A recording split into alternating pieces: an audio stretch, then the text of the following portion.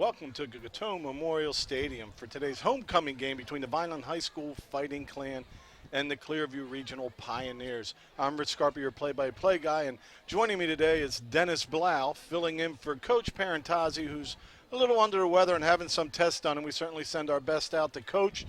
We figure he's tuned in and ready to watch this Vineland High School football team look to go to 5-0 for the second straight year. Dan, welcome aboard. Thank you, Rich. Glad to be here. Very exciting time in Vineland right now with the Vineland High football team. It's an attractive team, and people are attracted to it. Just guys are really hitting it all cylinders.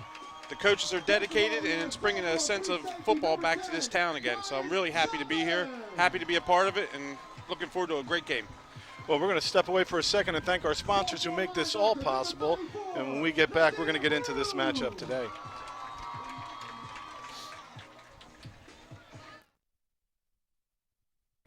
The Vineland football team and Red and Gray Gridiron Club would like to thank the following proud sponsors for their support of Vineland football this season. Sir Speedy, Reconstructive Orthopedics, Ducharmes, the Greenview Inn at Eastland Golf Course, Newfield National Bank, Larry's 2 Restaurant and Caterers, Allen Associates, Delsey ShopRite, Bella Limousine, Medio Law Firm, The Claridge, a Radisson Hotel and the View Rooftop Bar and Lounge, TechNed Consulting, the Vineland Education Association, Bagel University, Manny and Vic's Pizzeria and Restaurant, MVP Sports Bar, Richland Carpet and Flooring, G&S Dry Cleaners, Coraluzzo and Teresi Petroleum Exporters, the Russo family, and the Duini family. Vineland introducing their starting defense today, and that defense has been outstanding this year. Second in the old Cape Atlantic League, giving up only 6.5 points a game is the Vineland team. Then you have the difference between starters and back and second string that have been in there a lot with the way things are going. It's just been a couple big plays, but that defense has been outstanding.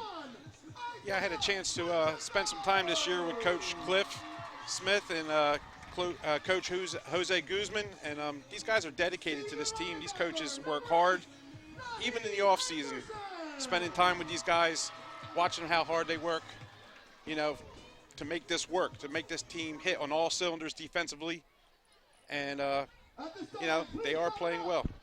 Yeah, and for Vineland, it's been a season of playing teams that are struggling early, but they've got the job done every week, and they put up some big wins, meaning a lot of points, and really controlled the action throughout most of the games. I mean, even slow starts, you know, don't really bother them.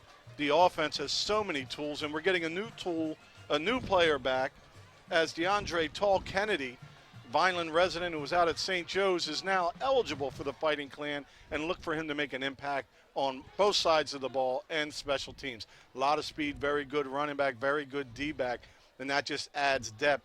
Tajir Reese, who was back 2 games ago, you know, really made an impact, had a couple scores, an interception. Brooks has 2 interceptions. He was eligible last week. When we say eligible, the kids did nothing wrong but transfer back home where they're from. You know, no ineligibility for any silly reason. So now the team is complete. Everyone is healthy. Everybody's ready to play. And today's Clearview test, Clearview comes in at 0-4. Coach Steve Scanlon in his first season. They're 0-3 in the Cape Atlantic, that's in the West Jersey League, with a state ranking of 209. And it's been a tough year. Last year they started off great, and this was the game that people said Vineland isn't for real. Clearview's going to hand it to them. And this was about a year ago today, and it was Vineland putting up 61 points and announcing that, yes, they are for real. Captains take the field for Vineland today. Naheem Anderson, Isaiah Pacheco, and Noah Sanzalone. So you've got your quarterback and D-back, your linebacker, running back, and tight end in Anderson. And Sanzalone anchors both sides of that line at his offensive and defensive tackle spots. All 3 players have committed to college next year already, with Anderson committing to Maryland, Pacheco going to Rutgers, and Sanzalone going to Bucknell. Seeing these players come back to Vineland is only a testament, a show that this program is back and players want to play here. You know, even kids, you see kids in the street that are midget league players, they want to be a part of this.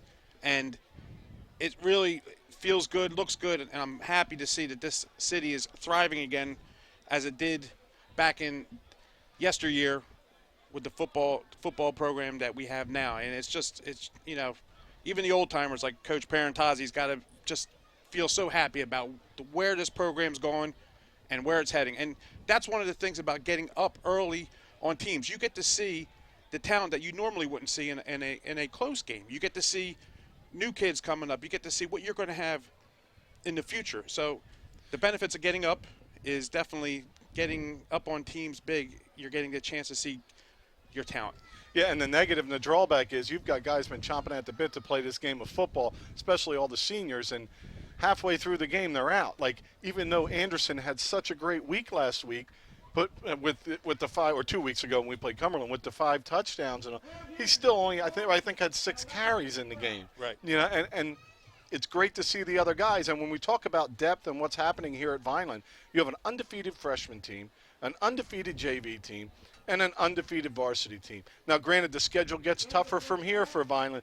Today's about taking care of business. And when you talk about people coming back to Vineland to play in their hometown, you can't ask for a better stadium because there is none in South Jersey. Absolutely. Video scoreboard, big old scoreboard, brand new equipment, 3 different jerseys, all the things that as an adult you're like, hey, we're just here to play football. But I can remember when I was a kid, they have cool uniforms.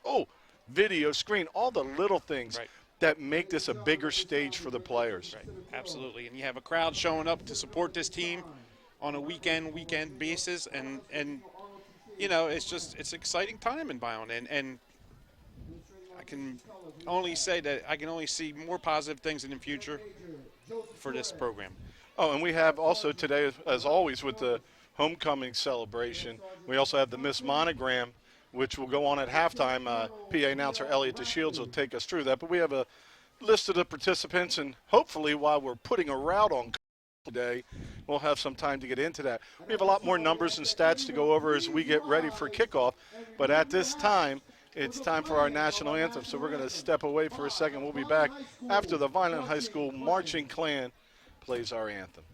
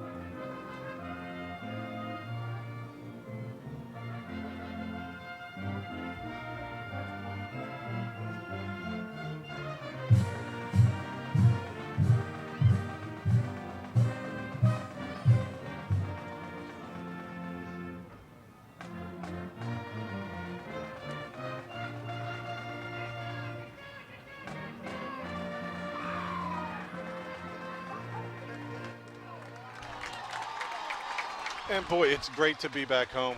We have our home booth here, great vantage point, everything ready to rock and roll. We've dealt with some adversity and not the most friendly of hosts on our road trips. And after this one, we got a couple more on the road before we're back home for a night game with St. Augustine Prep, which will be a big one for the Fighting Clan. I think you find it as bad as you guys are, as Vineland High's been beating teams, you're going to find that when you go away on the road, that they're not going to be as welcoming as they used to be, because they know Vineland now is a team to be reckoned with in South Jersey and probably the state of New Jersey, because this team is hitting on all cylinders, like I said before, and it's only, the only thing that could hurt this team is themselves right now. And then they just need to play football, play the whole game through, 4 quarters of football, tough, hard fighting. And at the end, you will see that they will definitely benefit from hard work. Well, back deep for Vineland is Sincere Gay and DeAndre Tall Kennedy. Kicking off for Clearview is going to be Hunter Logan. Now, Clearview hasn't put up many points. They're averaging under 3 points a game, or make that under 7 points a game for them. And, of course, we mentioned Vineland just blowing people away, averaging 47. So here's the first look. Making a nifty move in the middle and down at the 5, Tall Kennedy with the return. Nice tackle. Got to protect that ball, man. Got to protect that ball. First and 10 from their own 25. So Vineland, if there's been one thing people have questioned about Vineland that they think could come back and haunt them, has been the slow starts. 2 weeks ago, our last game at Cumberland, 6-0. Vineland's losing to Cumberland in the second quarter before they were off 36 straight points in the second quarter, which has to be some kind of record for the amount of points in a quarter, and then just went on to roll. So Pacheco is at quarterback. Reyes, the tight end, out to the bottom of the screen. And it's going to be a pass on the first one. And it looks like Tyreen Powell picks up about 5 as he comes back to make the reception.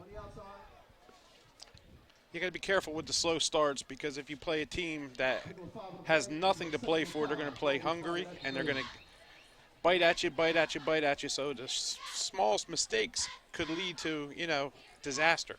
Well, when you're talking about rankings, we have a lot of different newspapers, a lot of different rankings, but one that matters is the league you play in, the West Jersey Football League, which has all the South Jersey teams in it. There's a give up the middle, picking his way through. It's the same move over and over again as Anderson carries a pile with him, still on his feet to the 45. Boy, Anderson, juke left, come back right. That guy's gone. Juke left, come back right. That one's gone. He kept his feet pumping the whole entire time. So Vineland on the move with their first down of the game.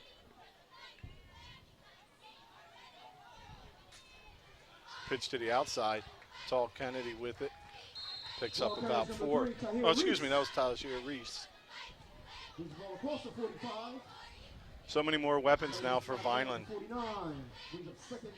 With Brooks back 2 games ago, he also has 2 interceptions. I mean, it just gives you such depth all over the field. Keeps your guys fresh. And it's been that offensive line for Vineland leading the way. We'll be sure to mention them momentarily.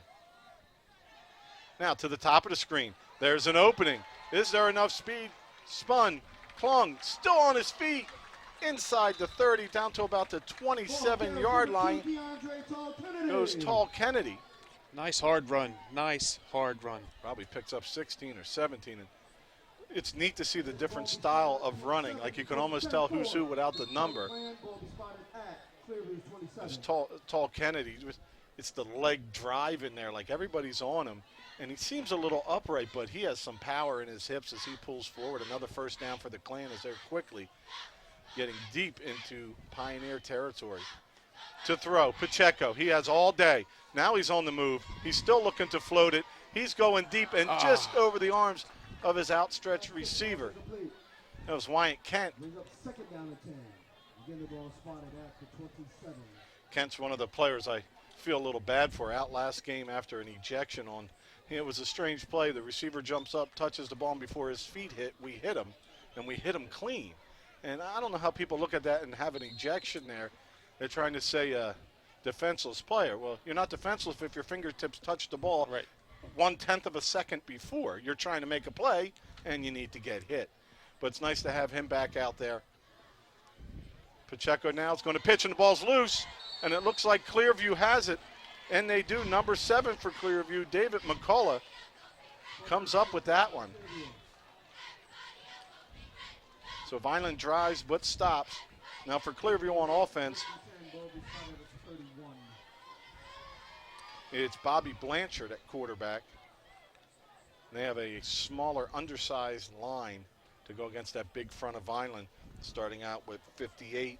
Elijah Jones, the nose tackle, the junior at 5'10", 350. Noah Sanzalone will be the other tackle on the field as a false start on Clearview. Noah Sanzalone, senior at 6'4", 250. And Anthony Reyes, number 54, junior at 5'11", 230. Reyes second on the team in tackles to Stanford. Nazir Broom. So, hey, Stanford, how you doing? To Nazir Broom, who leads the team in tackles from that inside linebacker spot. And there's a give in the middle, and that's swallowed up quick. Line does a nice job. Broom in there to clean it up.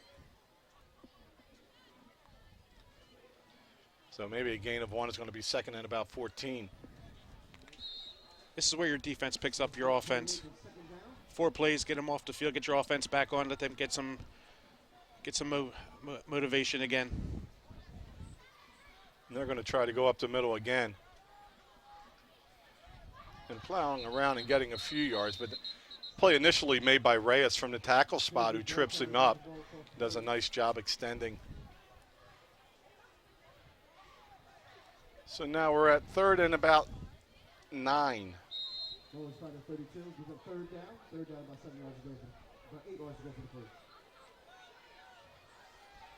So this time Clearview is going to put some receivers out. The slot receiver, Vineland, playing way off of.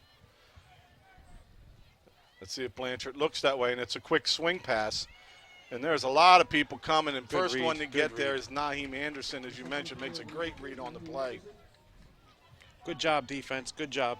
Naheem he did outrun the pass to the flat, and with the pressure up front, just holding the receiver up for a second, making him try to find his way. It's Anderson from the inside, making an outstanding play. Vineland with Pacheco, back alongside Tall Kennedy. And Vineland takes a timeout, trying to avoid the 5-yard penalty. There's a player late coming off the field. So let's talk about last year's game. Last year's game, as we mentioned, was the game everybody has Clearview favored in, except for us Vineland faithful. And, Clearview playoff team last year, and Vineland just climbing the ranks. But it was all Vineland with that 61-29. You hear 29, you're like, oh, but those points came late and easy. Hollow points.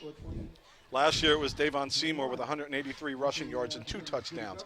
Pacheco had a heck of a game with 95 rushing yards, 3 rushing touchdowns. He threw 2 touchdown passes to Anderson. The route was on. It was in the stat sheet.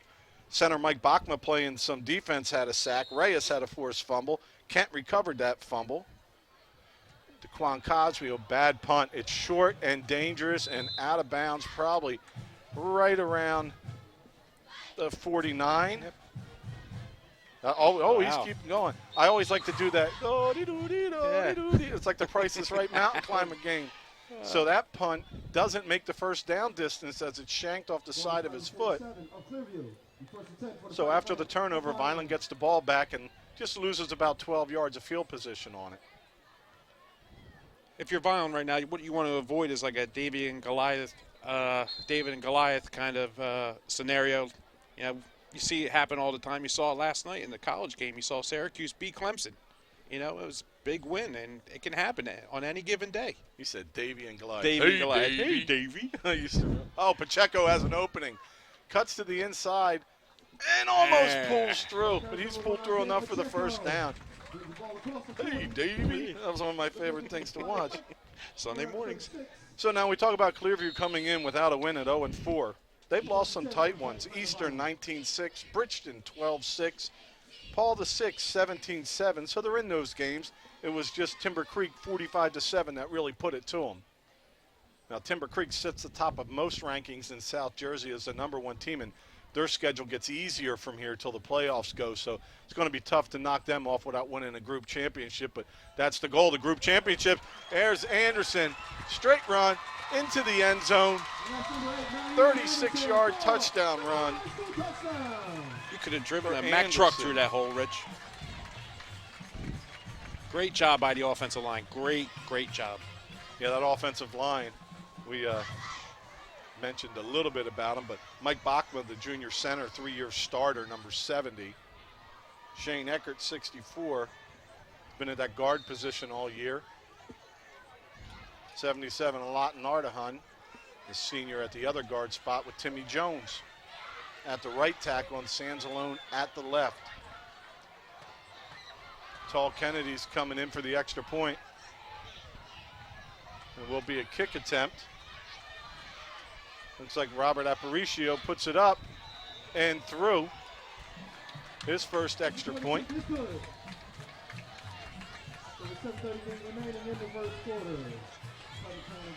Nice quick drive. Yeah, in Vineland, there's so many numbers to look at, but they're right up there with 2-point conversions. You know, they continue to dominate in that. 2-point conversions for a team. It's Vineland with 11, leading the way in the Old Cape. Had a Middle Township with 8, Spirit with 7, Buna 6, St. Joe's 6. But of the Old Cape teams up top, it's coming into this week, St. Joe's scoring 47.6 points a game, Vineland 47.5. Giving up the fewest points, St. Joe's at 5.8, Vineland at 6.5. So they're battling up there, and last night St. Joe's had a big win over Allentown and was previously ranked. And St. Joe's put it on them something like 58-20 some. I got the exacts over here in a little while. So Vineland set to kick off. It'll be Robert Aparicio. Packed house on the Vineland side today. Yeah, and a lot of teams don't travel too well. And Clearview had a little bit of a run in an 0-4 team, so it's a little sparse there, mostly just some parents. But we do have overflow seating and standing around the ring, and that's what I always like when you see the end zones filled with people at the rails. That was my old spot before I got into radio and TV. Here's the kick. Vineland's going to kick it deep. Comes down at the 12-yard line. There's a seam on that side. Can he get to it? It's a nice return for Clearview out to their own 46-yard line. You know, and that's one part that Vineland, most of the year, and it made sense who they're playing. Some like Cumberland, their best plays were kick returns. And sometimes the best thing the team's going to do is on special teams. So Vineland doing a lot of little pooch kicks, bringing it to the up guys and then just making the tackles. Today kicking it deep so they get a nice return, but you're not going to defend those returns unless you kick deep and get to defend them. Get to see them on film, fix what happened. One of the players inside got turned around and came out of his lane. Sure, that'll be addressed, but 1st and 10 for Clearview.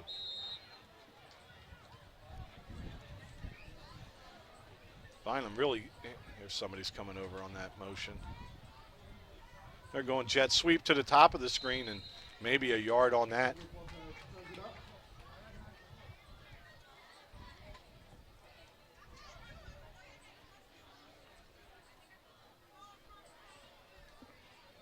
Jamal Brooks, Ryan Shelton, Isaiah Pacheco, J.P. Garcia.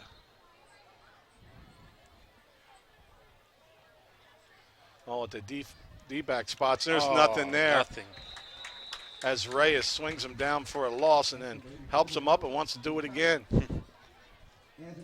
That defensive line is just crippling the Clearview offensive line right now, just blowing them out right off the snap. Coach Parentazzi and I have been talking a lot about Vineland's formation. You know, old-time football, 5-2, 5-3, 4-4, 4-3. Vineland with the 3-3 stack, and they send one backer pretty much every time. So the offensive line doesn't know where it's coming. And here's they're trying to run a little screen. And I may have been picked off. I don't know if it hit the ground. And that'll be incomplete. That was an interesting screen as there was a deep back that I think they're trying to go screen to the sideline, but they snuck somebody underneath. A well-designed play. Awfully, you know, it was often really read well by the Vineland clan, too. Yeah, because I'm like, that guy on the top isn't going to get a first down, but he's going to probably pick up 5 or 6. And they tried to slip it under where it could have went for big yards, but everybody doing their job, making their play. Now here's another punt. First one not too good. This snap is beautiful. Reyes with a little bit of pressure, and it kicks away. That's the first step. And Pacheco tries to come up with it, but Vineland gets it back. Needed to break on the first hop, not try to get it on the short one. But no harm on that one as Vineland will take over in good field position at their own 33-yard line. Ball is spotted. Number 33. So Anderson with the hot hand, I believe he's scored on 4 of his last 5 carries.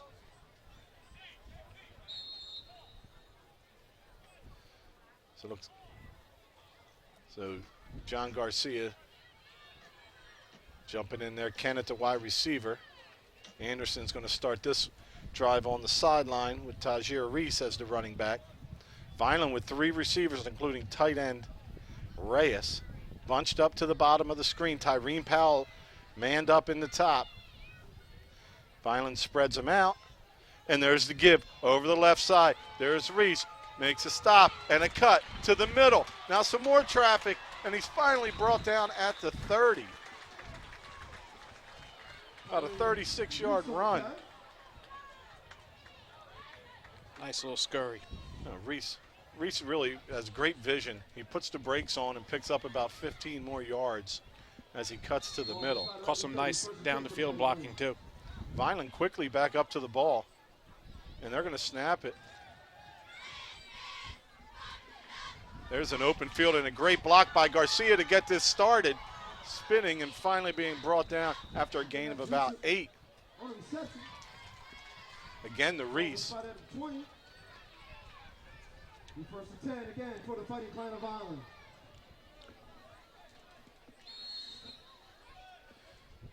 So Vineland right at the 20-yard line. Anderson back in alongside Pacheco.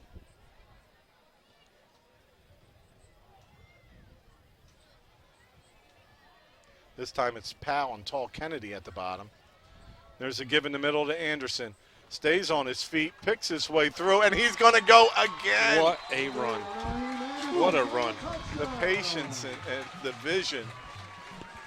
Wow, just that quick. We're at 5 minutes and 16 seconds. Vineland scoring on 2 or 3 possessions. Anderson getting both of them. That one a 20-yard run by Anderson.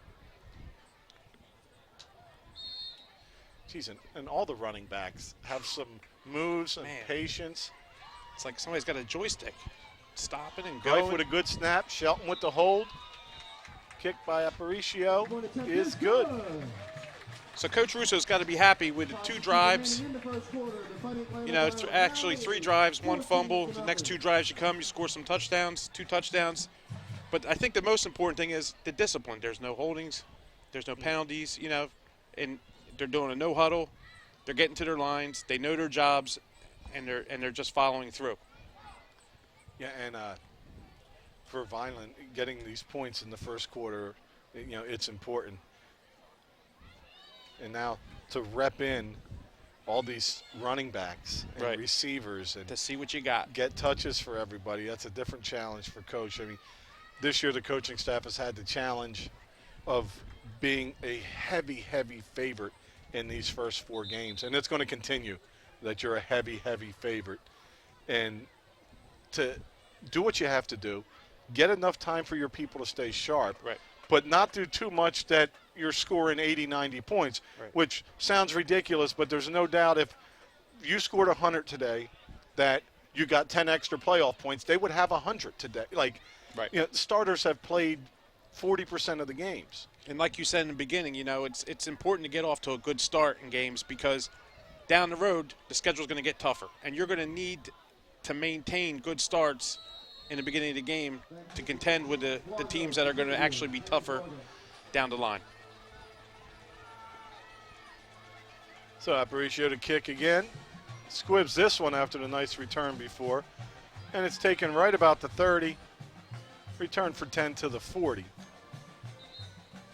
When that Vineland defense will come back out.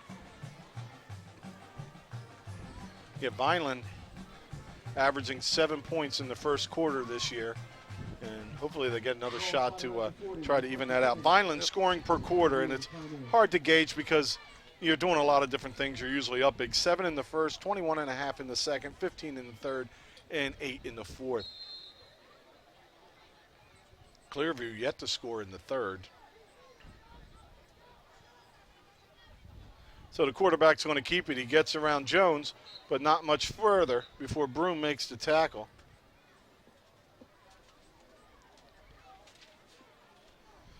And Nazir Broom, number 36, leads the team in tackles with 35. He also has an interception.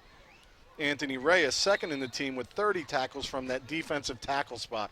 Now that's impressive because half the time you're not on the side the ball's going to. He also has 2 sacks. The junior inside backer, Blackwell, 22 tackles. Conrad Jackson, the sophomore, with 19. And Naheem Anderson, that one's going nowhere. It's going to be a loss of about 1. Another tackle for loss by Reyes, his second of the game. To get back to what I was talking to earlier before the game is actually, having a chance to spend time with Coach Cliff Smith and just seeing, just every time I saw him, he had a piece of paper in his hand. He was writing down things like thoughts and just things that he had in his head. And that kind of dedication to this team, here's a guy who didn't play for this town, and he's dedicating his life to this team right now. That's how much he believes in this program, and it's great to see. Anderson on the blitz. The ball is flub. loose on the ground. It's nestled back around the 25. Breaking 1 tackle, getting swung back inside the 20. That's going to go for a big loss. It's like Broom in there on the stop. 20. There's a 4th down. Maybe along with Kent. Yeah, that was Kent in there with Broom. So 4th and forever. Scoreboard doesn't even want to mark it. It's 4th and 30. This punt's going to take a hop. Nice and punt. It's going to help his average as that rolls past Sincere Gay. Vineland's going to take over at their own 29. See, there's more you can work on. With it's nice having 2 guys back, but you got to get up at least fair catch and make that play. Right, yeah. It hit really light, so you can't fair catch that. But after the last punt, we're trying to take it on the short hop. It was muffed a little bit. I can see the apprehension. Your offense hasn't been stopped, hasn't been close to stop. Let's not risk it what happened last time. So there's part of that that's a great play by Gay. Right. And the other part of it is that was a big second hop. So there's indecision, but when you're going to do it, you do it on the side of caution and trust this offense. Right. That just racks up yards and points. Because at this point, you don't want to give Clearview any kind of spark. You just want to keep the hammer down and keep just. Looks like Reese alongside Pacheco. Give to Reese up the middle. He's got about 3 or 4. For Clearview right now, I guess being 0-4, I guess you just want to find something, some kind of positive in this game. Just try to find anything, some play out of the offensive line, even your special teams. Yeah, just got to find some kind of positive in this whole entire game. Well, it's just going to be a daunting task to do anything with that offensive line of Vineland. There's a flag comes in, that can help. Flag about in the spot where you usually get a holding call.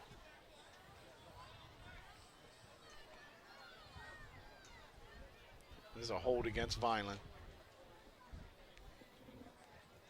Leading the way in sacks for Vineland's defense. Almost got to him, Naheem Anderson. 15 tackles, 3 sacks. But I think when we're on defense, the whole defense goes by those defensive tackles.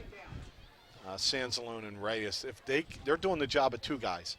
They're tackling C gap, scraping the B, and containing outside D gap. So the gaps on their left and right, they're tackling. They're scraping to the others. They need to turn people, and they're doing the job of a defensive tackle and an end. Reyes looks like he wants the football. He's down man coverage with Rashawn Allen Hunt. Pacheco's going to look that way if he has time to throw it. He's going to pick up about a yard on the scramble. Nice job by the Pioneers, number 70, Sammy Ekubal. Yeah, he ran out of real estate on that one. So a 3rd and long for Vineland. There's a 3rd down. About 15 yards to go for the first. So 3rd and about 15. Anderson back in. He's yet to be tackled today. It's going to be a pass. There's time for Pacheco. Receiver falls down. Reyes gets his feet tangled. Falls down right around the 1st down marker. So 4th down. Vineland will have to punt for the first time today, and they'll be doing that with 2:17 to go in the first quarter.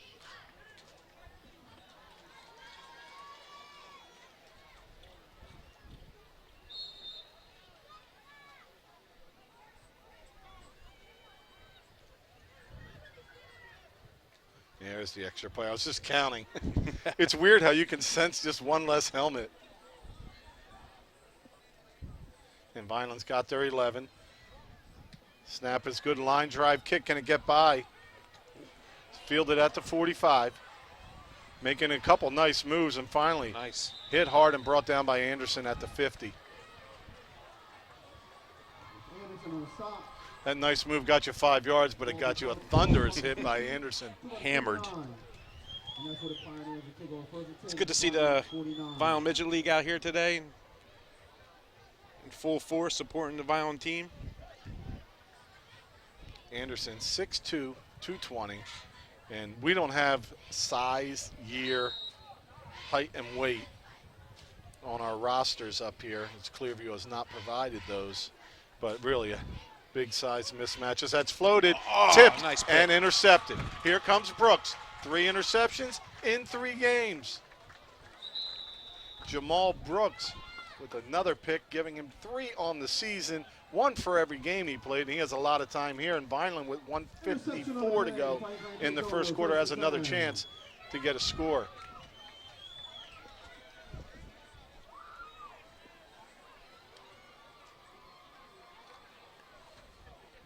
Some good concentration coming down with that. After the tip, you're like, he tipped it, just couldn't get it. And then keeping his eyes on it, coming up with a great interception.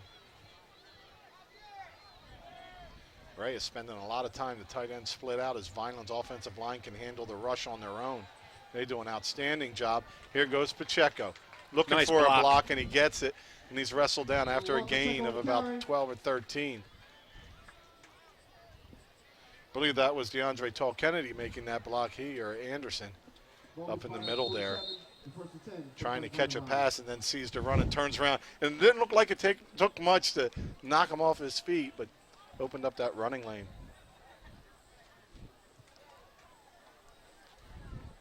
Javier Santana checks in. He has a touchdown reception this year. And I saw that pull coming. Trying to get to the outside, picking his way, lowering his shoulder. Big gain of about 8. DeAndre Tall Kennedy on the carry with 1:15 to go in the first quarter. You know, a lot of times Vineland comes up to the line, they look it over, then they signal their plays in. So they're up on the line instead of in a huddle, but they take a while. They've been moving really quick, almost getting off extra plays and wearing down this defense. And this defense is going to just wear down as the game goes on for Clearview, just with the size discrepancy. There we go. 3rd time's the charge. Short gain there. I'd like to thank Charity over at one of our sponsors, Ducharme's. As I stopped in and bought a hat today, they're like, oh, the game's going to be on. I'm like, I'm the guy going to say it, so thank you, everybody over at Ducharme's. I got my nice Vineland hat, and they knew right away they had to go in the back for the extra large. They sized my melon up in a hurry and got me rid of them mediums. Anderson again through the middle. Stays on his feet, turns and down. He's finally tackled at the 12-yard line. What I like about Anderson, man, he just keeps them legs pumping and pumping and pumping. Even if you're on top of him, 2-3 guys, he just keeps them legs moving. Well, Anderson playing tight end last year, most of the year, except when Seymour was hurt, he got a few carries. It was Clearview game that probably the highlight play for me last year, besides some great returns by everybody, was almost looked like Super Tecmo Bowl. Anderson caught one on the far sideline at about the 25. 2 guys were on his back, and he literally shook them off, broke a tackle, and then he did the same thing down this end zone. As the quarter expires, nice gain of about 3 or 4. As Reese is going to take it there, and that's going to do it for the first quarter. All Vineland 14, Clearview nothing. So when we talk about rankings, the West Jersey Football League, which pretty much everybody south of 195 is in, we'll go through the top 10 here. We got Timber Creek at 5-0, number 1, Millville This is before yesterday's games. Okay. Millville 4-0 at number 2. Rancocas Valley 4-0 at 3. Vineland 4-0 at 4. Lenape 3-1 at number 5. Camden Catholic 4-0 at number 6. Woodrow Wilson 4-0 at 7. St. Augustine Prep 3-2 at number 8. Cherokee 3-1 at number 9. St. Joseph Hamilton 4-0 at number 4. Some of that changed as I believe last night Lenape lost. And we'll go into scores later. So in one ranking, you got a nice look at the West Jersey Football League teams, and Vineland right in the mix on that. Don't forget, you can always come back and watch these games anytime they're broadcast and streamed live on YouTube at VPS Broadcasting. That's VPS, hit the space bar, Broadcasting. You can pull up any game or any of the things going on in Vineland Public Schools. And we also like to thank, before we get ready for this second quarter, today's crew: Mark McGill, Andrew Ellis, Kayla Spire, crew chiefs Doug Diola and Ryan Steinbraun. And executive producer of VPS TV is Gia Masori, the school district's public information officer. And I know we're happy to be home where everything's going great, and they're happy to be back here because they've dealt with a lot of adversity. I was here prior while they were setting up, and those guys work hard. You know, it's not just, you know, plug this in, plug that in. It's actually testing everything, making sure everything is up and running, and they do a great job.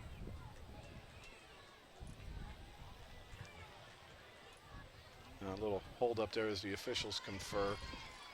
It's like Vineland's going to have about a 2nd and 6 at the 8-yard line of the Pioneers. With the energy and effort Clearview brought last year till Vineland pulled away. And this year, now it's Pacheco. Stutter steps, comes forward, and a nice tackle on the play. Did he lose the ball? They're saying he's down.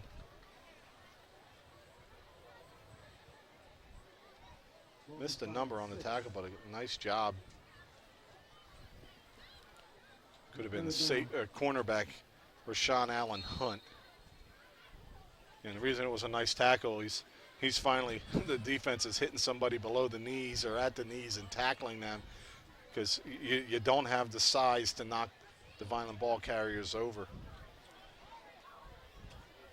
Rushing this season for Vineland, Pacheco, 45 carries, 616 yards, 8 touchdowns. That's about 12 a pop. And there's Pacheco himself to the end zone and in. So less than a minute into the second quarter, and it's now 20-0 Vineland on the Pacheco 7-yard run.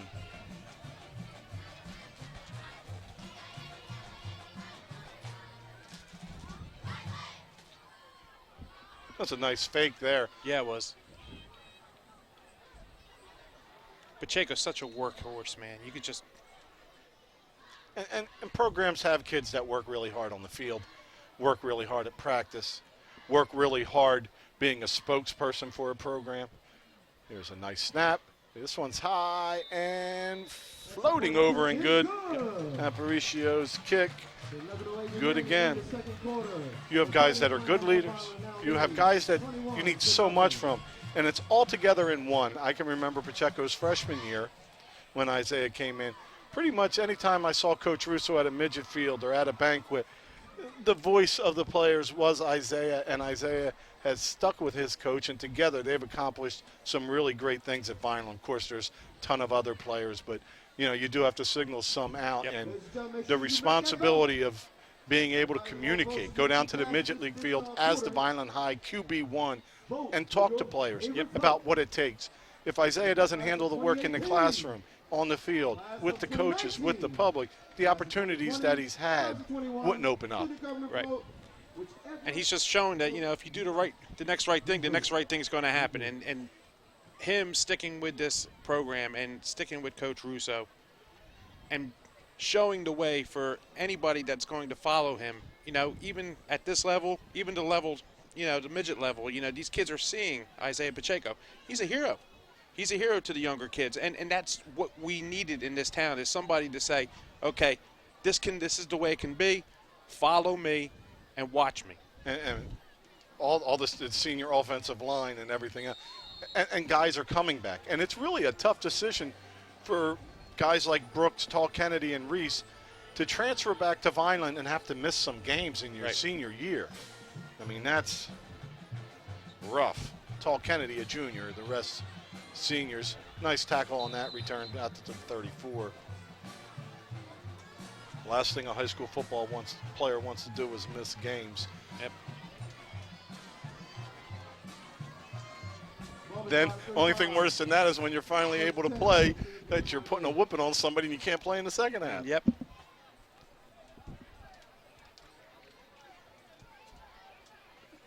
But that's the atmosphere with this team. It's not an I program, it's a we program, and that's what you have to respect. Now the lead running back has been Wilmore, and he's in the slot. He's not hanging back there as Ruben Cumpio. Here comes Wilmer, and it's going to be a quarterback draw up the middle, and there's an opening and a nice run. Blanchard picks up about 7 or 8. Go about the 42. Second down. About 3 yards to go for first.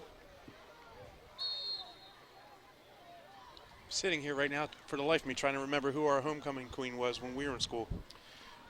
I can't remember. I was in the locker room. It's like Trying to remember. For the life of me, I can't remember. as that's coming out, we'll talk a little more on that when we get a timeout. We'll let you know who's in it, getting ready for that at halftime. On the offense. 5 yards, remain second down. So after their best play and second false start on the offense, today is going to push them back, and now that nice run of 8 is looking like a gain of 2.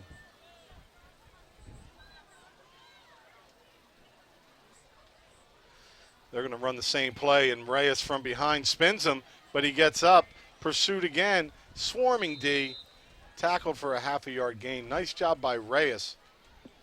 But then when he spins through on that tackle, Reyes is now committed. He's the edge defender. Yep.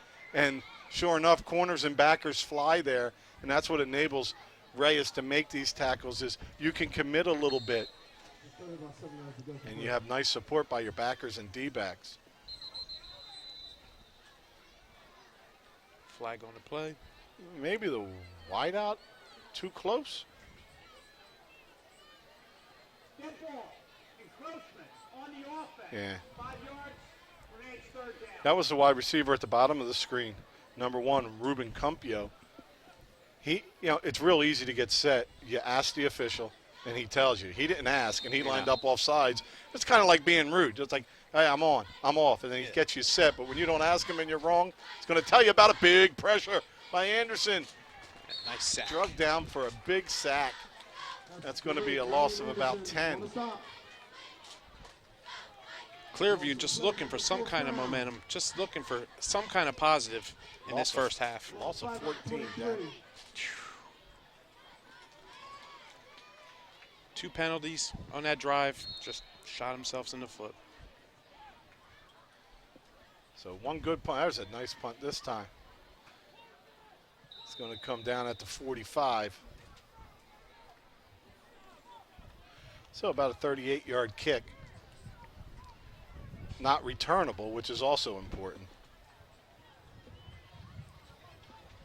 So Vineland takes back over, 9:14 to go, 21-0. For the Fighting Clan of Vineland, ball is spotted at their own 48.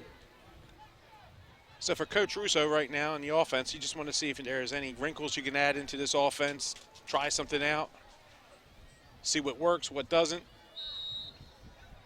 We were talking briefly, Pacheco leading the way with 616 yards on 45 carries. Coming into today, Anderson 26 carries, 324 yards with 7 touchdowns. Broome 128 yards on only 6 carries. And John Garcia 10 carries, 95 yards.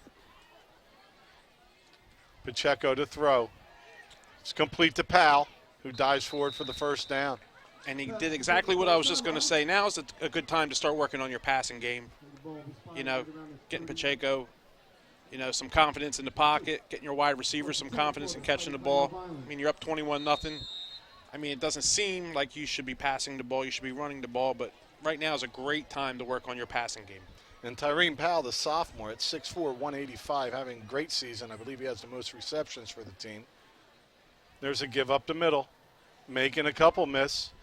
Then 3 more guys come over to try to tackle him. And finally, most of the team brings Anderson down, but not before a gain of about 6 before his forward momentum is stopped. as most people know, Tyreen Powell, the sophomore. We talk about guys coming back to Vineland. Here's a guy getting eligible again, or getting cleared, I should say. Tyreen had a serious neck injury that required surgery, and it looked like football may be out of his future, and he was a dynamic football player in the youth leagues, and getting cleared this year at that wide receiver spot. He's added a lot, and there's always a mismatch. He's a good 5-6 inches taller than the defender out there. So this one's going to come over quick to tall Kennedy, who's greeted by 4 players and picks up about a yard.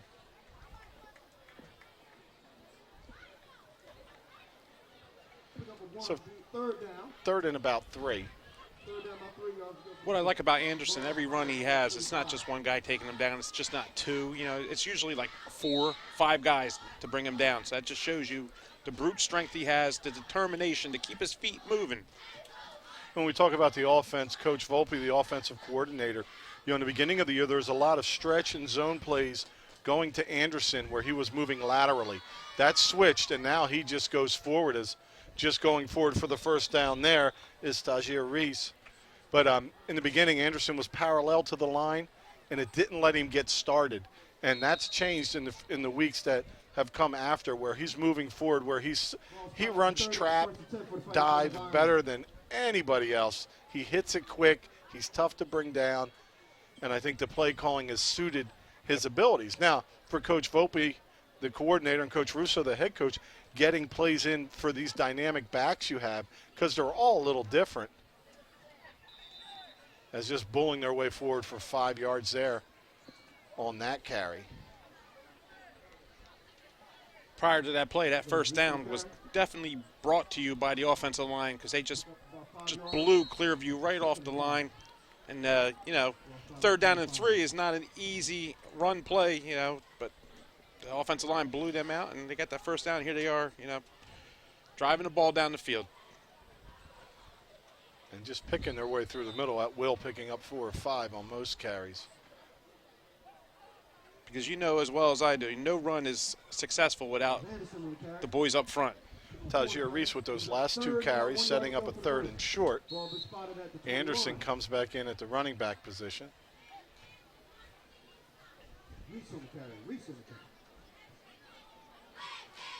Powell and Reyes out wide. Play now signaled in.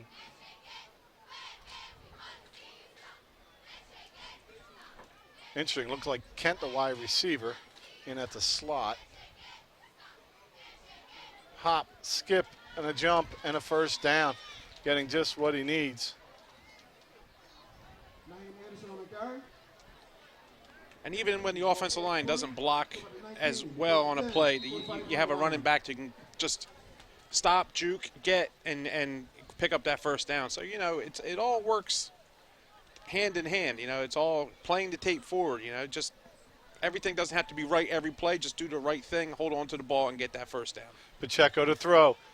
Floats it. Complete to Kent. That's what you want to for see. the touchdown. That'll be a 19-yard touchdown reception.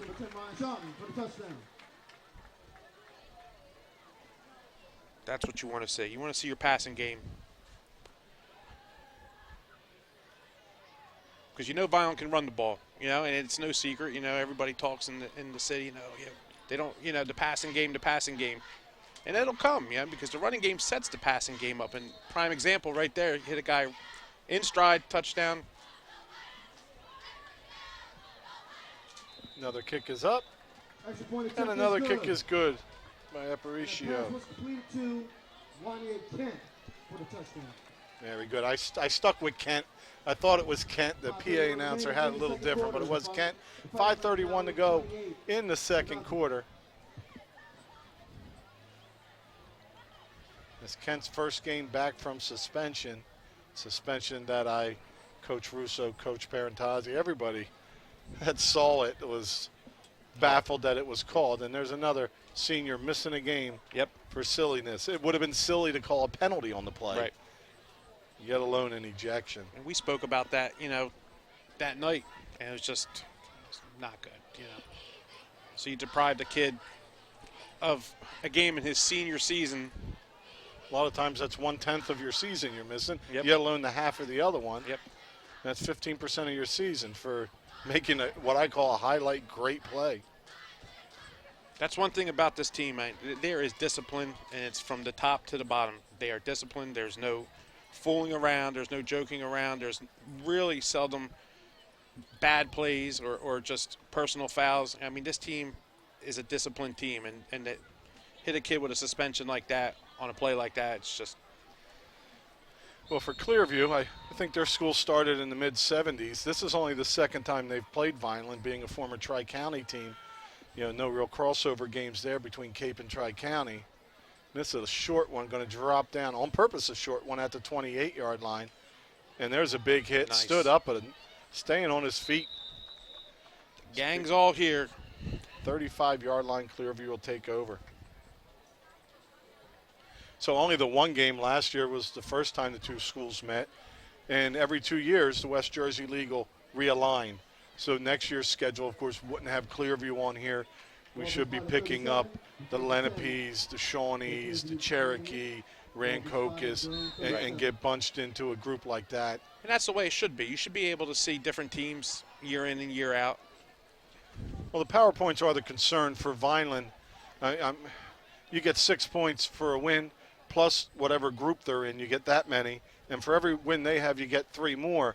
But some of the schools have went down in size, and a lot of them don't have many wins. So Vineland trailing in PowerPoints wouldn't make the playoffs if they started today. But that'll all get righted as Vineland's schedule coming up. You're going to have Mainland that's going to end up with at least 2 wins this year. You have St. Augustine Prep that has a handful of wins. And you're also – there's one more in there. AC, Prep, and Mainland. So AC, which already has 3 wins. So there'll be some points to get. A team like Cherry Hill East that may struggle to get a win, them and Egg Harbor play, that'll be one chance for them. But team that struggles to get a win, you can drop one of them out. It's your best 7 games for points. So Vineland, certainly if they run the table, will make it in, but seeding may not be what they wanted. The ball snapped over the head. It's rolling back to the 20, to the 18, to the 16. And there's a tackle and brought down immediately.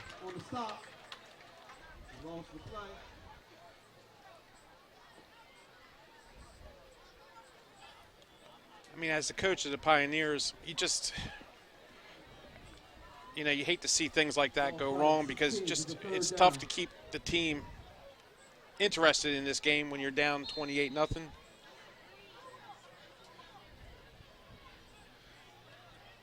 So now they have a 3rd and about 38. They may be at negative yards for the game.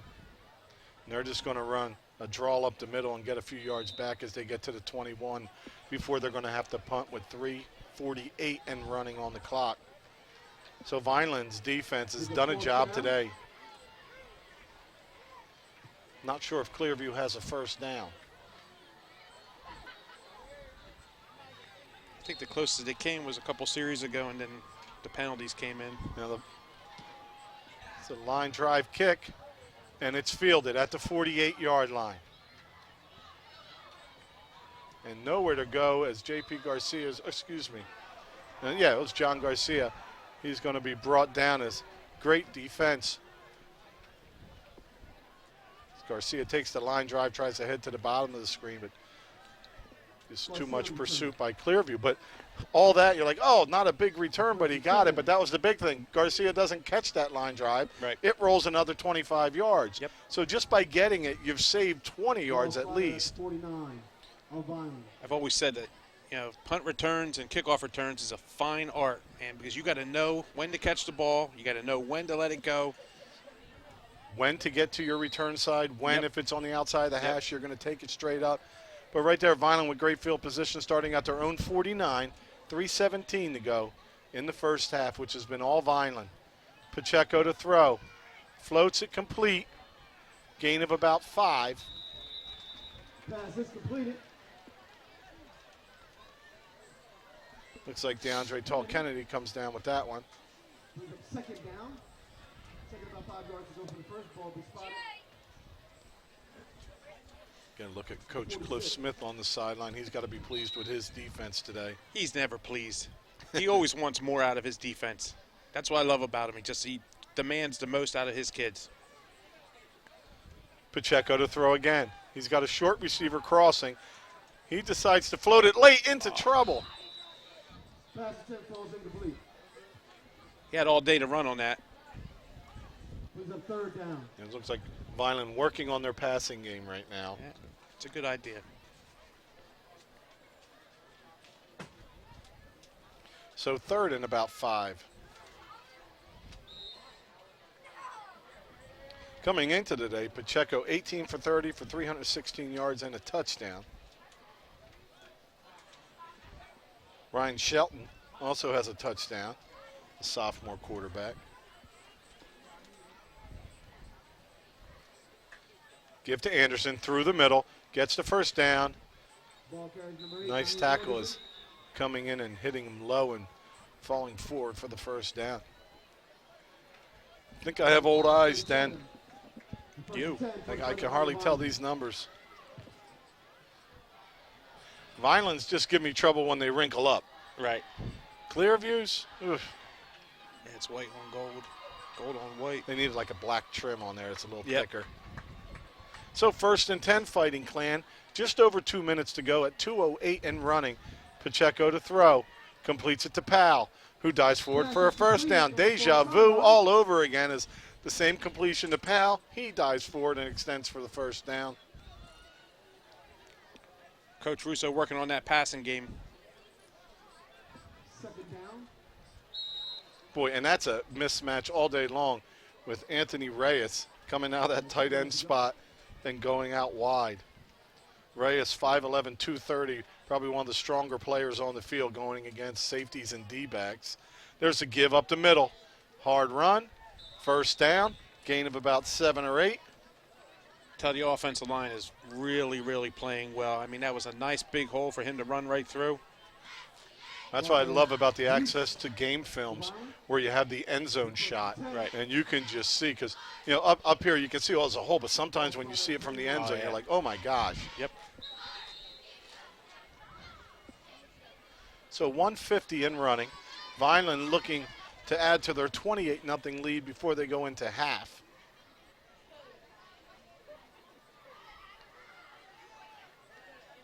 Not much there that time for Taji Reese. Ball carry again is Reese. Ball be spotted right at the 20. Number 1, you get second down. So now time 9. becoming a little bit of a factor. Vineland has all, I believe they have 2 timeouts. It says 3 on the board, but I think they called one with the defensive player coming off a little late on a punt. So Vineland has 2 timeouts with 1:20 and running on the clock. Look for them if they don't get in the end zone here, if the clock is running. If it's an incompletion, of course they wouldn't, but look for them to use a timeout after this play. I'm going to call a pass on this play. Well, it's been 9 passes in a row, and that's complete to Garcia. Tries to make a person miss and does. Picks up about 3. Vineland should be calling their timeout, as that'll happen. Ball across the 20. Still about the 23. Well, maybe you hurry. It's 3rd down, There's a third and there's the timeout with 41 seconds left. Vineland. Timeout Vineland. Little indecision there. I guess 3rd down. You're saying if you don't get it, but you got 2. You're in 2-down territory. So, you know, as we talk about a missed block, or we talk about a bad route, talk about a bad throw, a bad tackle, you know, these are all learning experiences. Of course, being an Eagles fan, you watch the maturation of Coach Peterson. Yep. And the honesty. And watch him break film down, and you see how brilliant and bright he is. But, you know, there's always things you can do better. You know, and that time there we let a little time slip. Should have been about 51 seconds on the clock. I understand the concern with it being 3rd down, but 2-down territory. The other team doesn't have a first down all game. You know, let your offense work with time. Yep. So Vineland with 1 timeout left, 41 seconds left on the clock. They're inside the 20 at the Clearview 17, and it's 3rd down and about 6. Powell at the bottom with Garcia. Looks like some room to run to the top of the screen. And they give us to Garcia around the top, and he's going to get in the end zone. Oh, almost. He gets tripped up down at the 2. He could smell the end 32 zone. seconds left. Ball carrier with the ball across. The 5, 2 about the 2. So Vineland's going to call timeout here, their last. So Garcia with the nice run. Timeout, Vineland. Well, we have that timeout, as I mentioned earlier. When halftime comes, we'll turn it over as we have the Miss Monogram pageant contest. So list of some of the ladies going for Miss Vineland. Alexis Pineda, she's escorted by Jose Mateo. Erica Nogares, escorted by Matthew Garza. Frideli de la Cruz, escorted by Tanyana Vega. Tess Fisher, escorted by Luis Ortiz. And Emily O'Neill, escorted by Jared DeWinney. They are the 5 finalists that they'll be Tell you what, crowning. you have 2 great athletes in that group. Tess Fisher, who's an outstanding tennis player, and Alexis Pinata, who is actually playing field hockey and scoring like there's no tomorrow. And it's great to see, other sports flourishing. First and goal, Fighting Clan. Motion in front. Pacheco looks to throw. Now he's going to tuck it under. Leap in the end zone. what a Touchdown, play. Vineland. Pacheco hurdles the defender. Gets in the end zone with 26 seconds left in the first half. Good thing Coach Russo didn't call that timeout earlier, because there would be 36 seconds left, and they didn't need all that time. Nope. So the execution in the first half for Vineland, 1 punt, and that 1 fumble, I think may actually be an interception, because it was a pitch Right. that got tipped and Yep. caught. So whichever technically it goes down as, but Vineland at 34-0 on the 1-yard run by Pacheco. And this kick is up and good again. Good. 25 seconds left remaining. Pacheco put his head down and head for the corner. Second quarter. Made an outstanding leap to get into the end zone. Now you have a team that's up 35-0 at halftime. And all but 2 drives converted for touchdowns. So around the league last night, around South Jersey, the Old Cape, that paper's or website's top 25. It's Vineland at 7, Lenape at 6. That lost yesterday. Rancocas Valley at 5. St. Augustine Prep lost 22-17 to Holy Spirit. So Spirit was number 12. St. Augustine was 4. Camden Catholic holds on and beats Shawnee 25-21. Shawnee was ranked 10. Camden Catholic 3. Millville all over Hamilton 49-14. And right below Vineland, it was a big win. St. Joe's at number 9, 58-26 over an undefeated Allentown team. And Cherokee all over Paul VI at 31-7. So that's the top of the rankings there. So every morning I get up on the weekend, my wife, the first thing she asks is, did Holy Spirit win? Being married to a Holy Spirit alumni is not easy in a Vineland household. It's tough. Your parents warn you? They did, but I had to go out of town to marry somebody. So, got a nice Holy Spirit Catholic girl. Well, remember, the whooping Vineland put on Spirit Yeah, earlier I in the love it. scrimmage. Yeah. Love it. Come on now. She said that was only a scrimmage. I said, okay. Yeah, thank goodness, otherwise we would have put up 50. But anyway, here we go. Holy Spirit and St. Augustine Prep was a great game. Talking about Vineland's ref on the field scrimmage, where it was like a 3-touchdown to none thing, but not a game, so you don't know what would happen in the game, of course. No, we'll beat them. I'm very biased, as I'm allowed to be here. Yeah. Aparicio to kick it off with just a little bit of time to go. He short legs it down to about the 32-yard line. Conrad Jackson is clipped. Yep. And since the officials by it decide not to call it, fortunately, No, they called it. It's black. yeah, the back judge called it. All the guys standing there getting the back judge is like, I don't care if they're winning 35-0. This poor kid got clipped in the middle. Right. Let's do what's right. As Jackson was the guy that they tried to head up his lane, and he's clipped from behind it. Conrad Jackson, what a season he's had, the sophomore. Yeah, he's been involved offensively some, but with the suspensions on defense, he was right in the middle last week. Made so many tackles that he's in the top 5 at tackles for the team, and he's probably played the least minute of all those. Yeah, the other refs were like, all right, let's get this half over, and the back judge said, nah, I'm not going to let that one slide.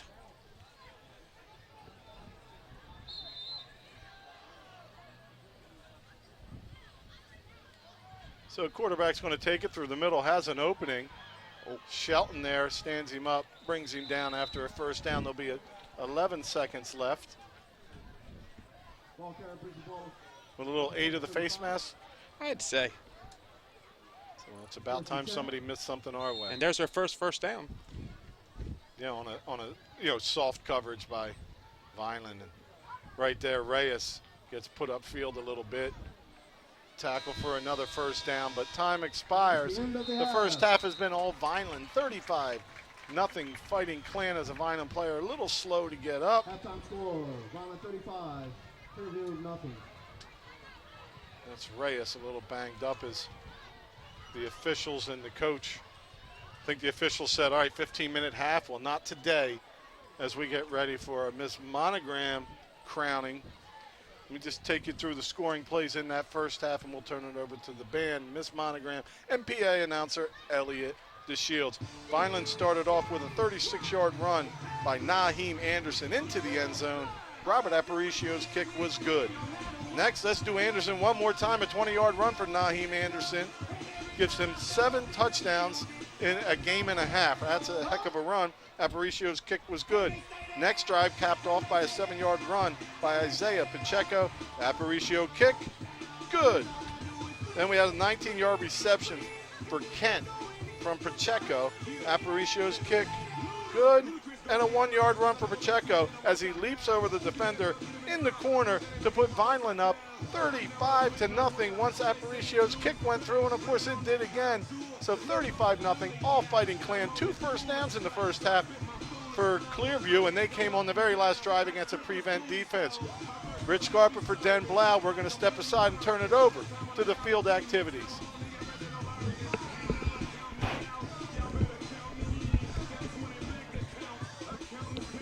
Am I clear?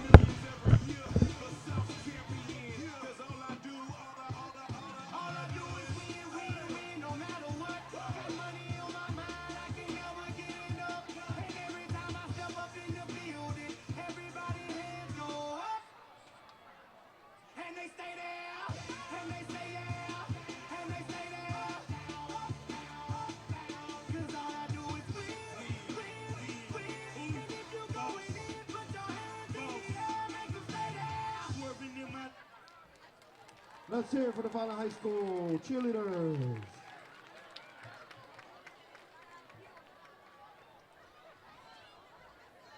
Ladies and gentlemen, now entering the field for your listening and viewing pleasure is the 2017 Vineland High School Marching Clan. The band is led onto the field by drum major Kayla Lampkin.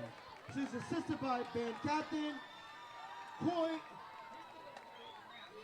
Abali, band lieutenant Francis Petruccio, and color guard captain Alexandra Flores. The band director is Mr. William McDevitt. Instructional staff members include Miss Eileen Bosco, Mr. Matthew Thomas, Mr. Eric Sikorsky, Mr. Justin Feliciano, and guard assistants Dawn Charleston Locke and Ryan Knight.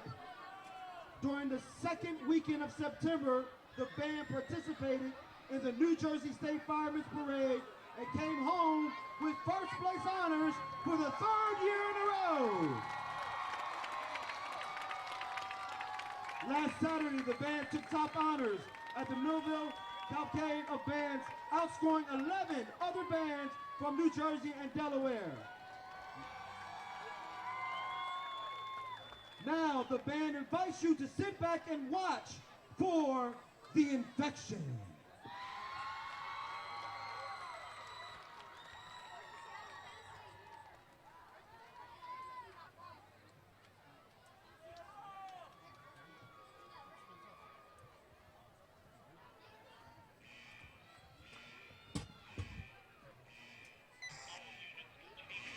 All units containment region.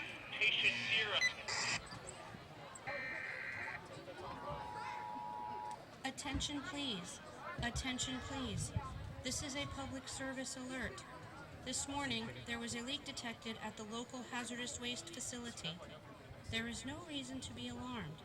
Continue about your daily routine.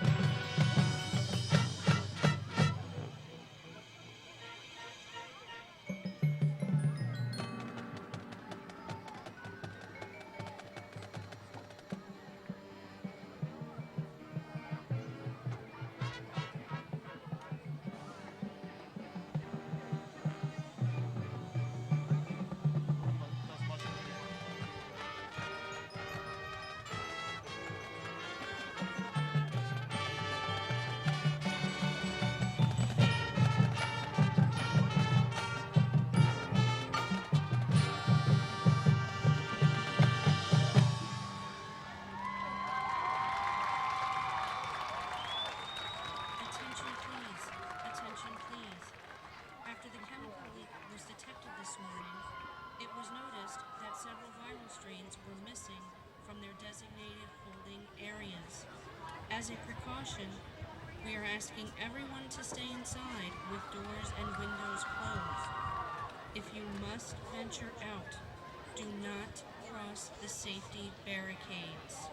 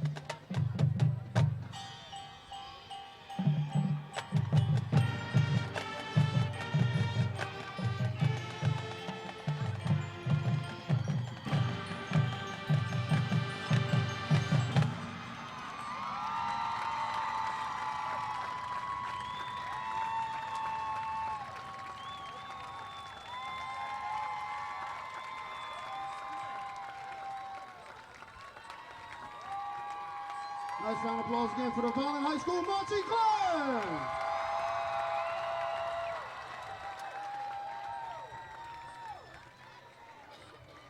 We have a last call for 50-50 tickets at the back concession stand. Last call for 50-50 tickets. Ladies and gentlemen, we have a white Mercedes that needs to be moved immediately. License plate number W68FRK. It's a white Mercedes. You need to move your vehicle immediately. Thank you.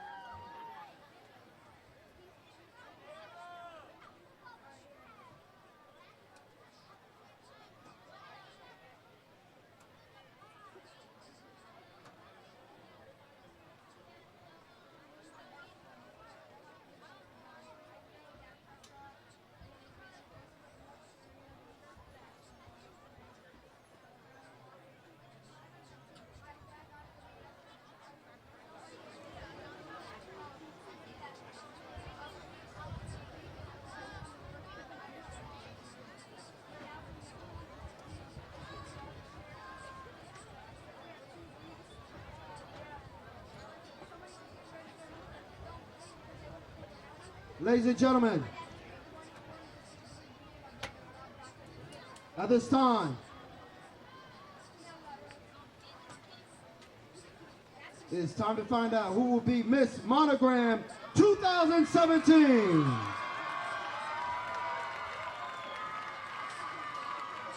And here we have the 5 finalists in alphabetical order.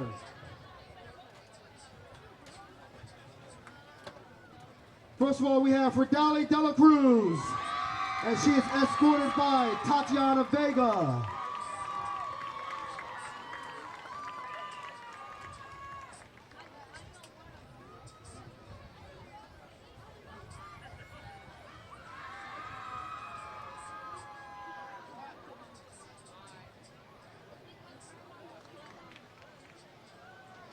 Our next finalist, Miss Tess Fisher, escorted by Luis Ortiz.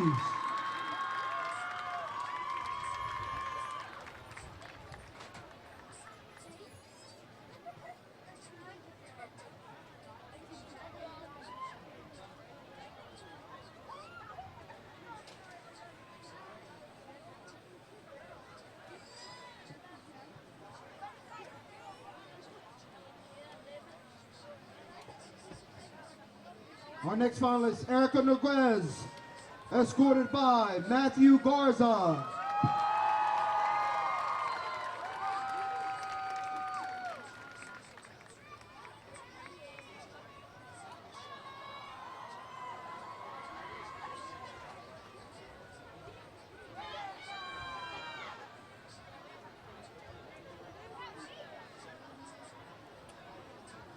Next finalist, Miss Emily O'Neill, escorted by Mr. Jared DeWinney.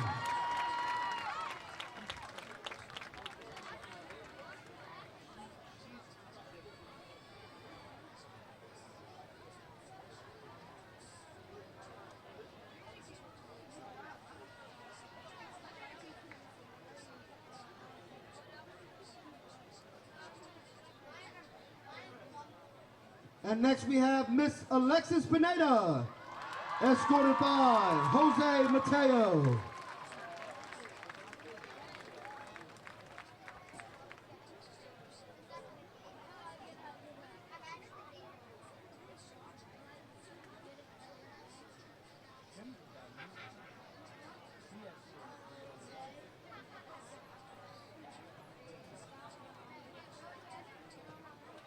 Nice round of applause for our 5 finalists.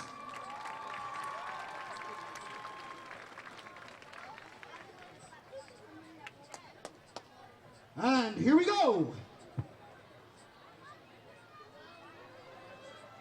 Our 4th runner-up is Miss Erica Noguez, escorted by Matthew Garza.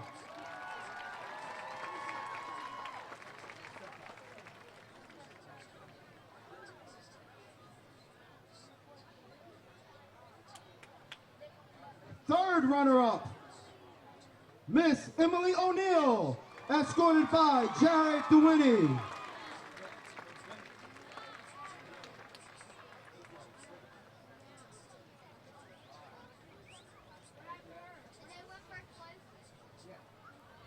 Second runner-up, Miss Tess Fisher, escorted by Louis Ortiz.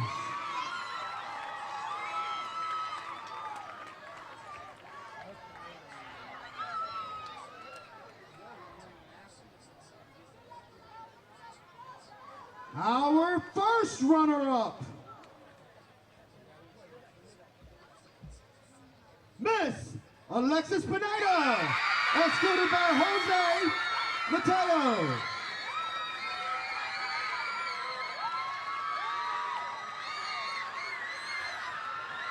Which means our Miss Monogram 2017 is Miss Fidelia de la Cruz.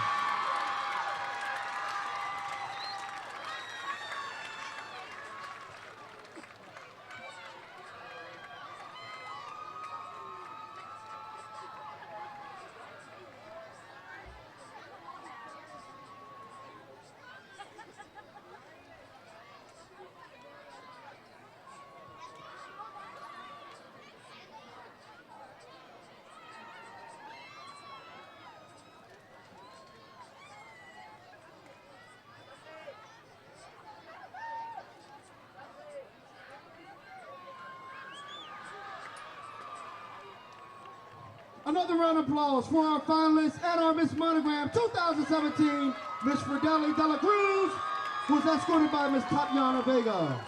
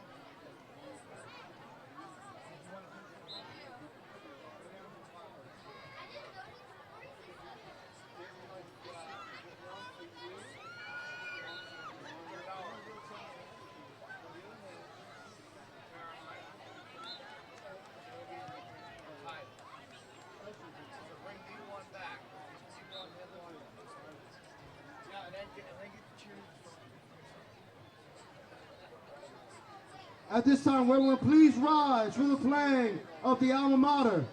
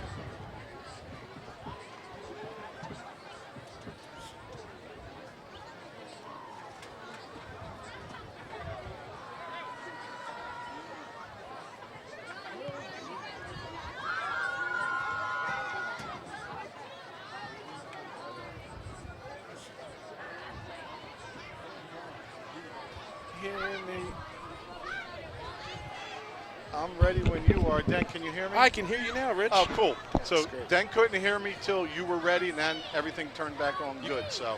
Are you guys used to shutting Coach off like that? But I could hear him through there when you muted us. That was just throwing us off.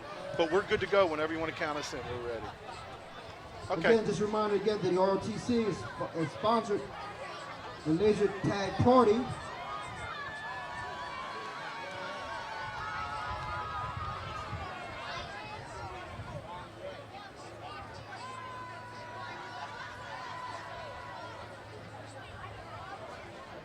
Everyone, please get out those 50-50 tickets. What do you win? Well, congratulations to Fidelia Dela Cruz for winning the Miss Monogram pageant during halftime. Alexis Pineda, first runner-up. Tess Fisher, third runner-up. Emily O'Neill, fourth runner-up. And Erica Nogares. Congratulations to everybody being a finalist, getting to enjoy that parade that led us off today. Then I had to get a new lamp. My blinker was going crazy, so I knew my rear light was out.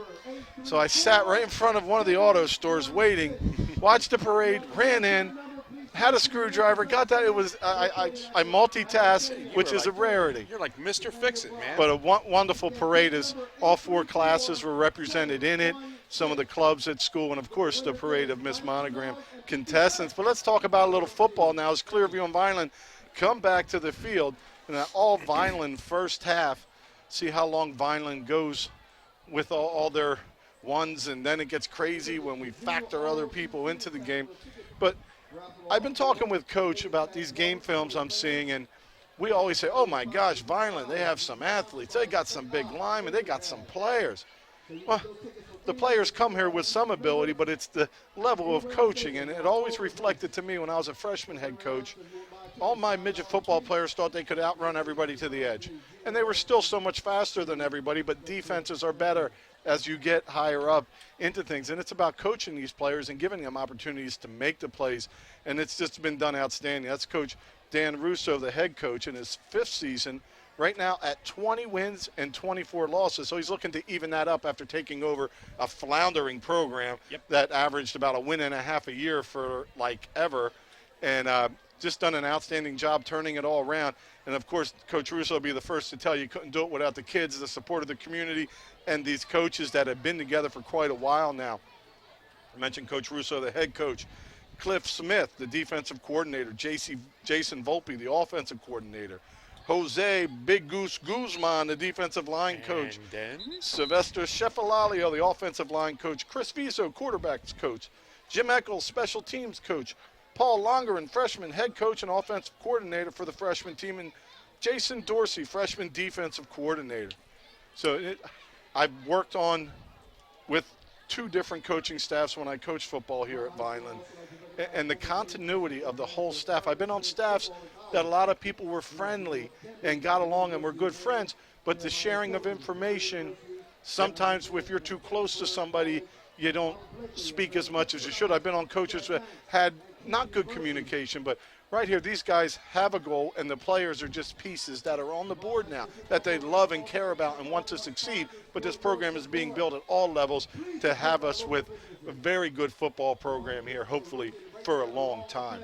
Yep, and actually, it all starts, like Rich said, down below with the feeder systems, in the midget leagues and all that stuff. And you have the Vineland Blitz, who has come along and helped feed this program, and the Vineland Midget League that has continually fed this program. So many more opportunities for youngsters to play.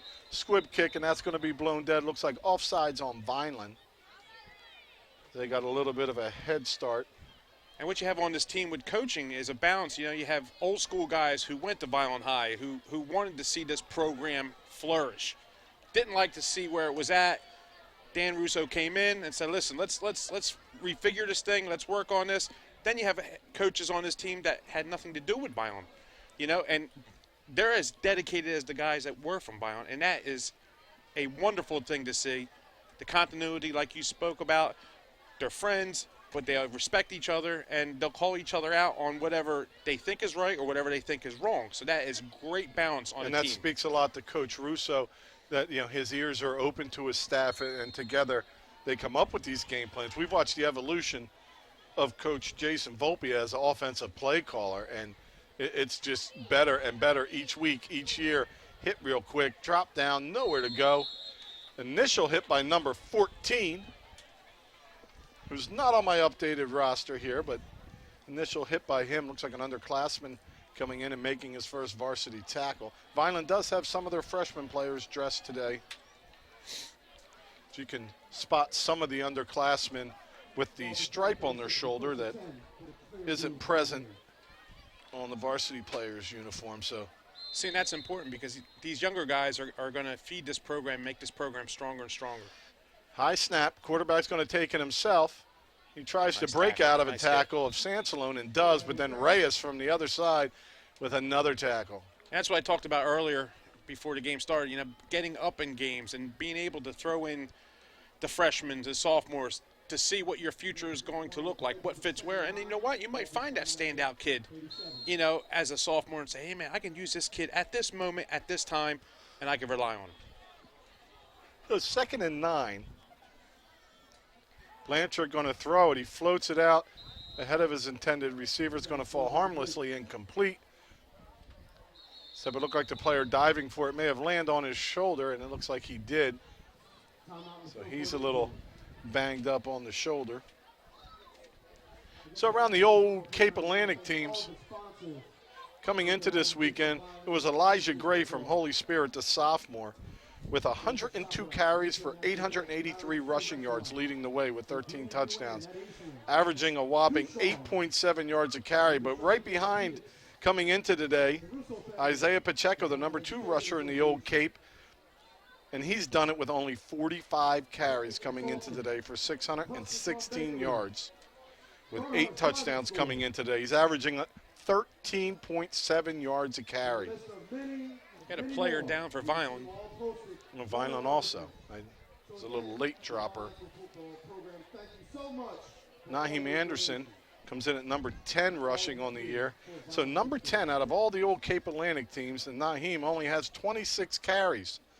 If he has them for 324 yards, 7 touchdowns coming into today, he's averaging 12.5 yards a carry.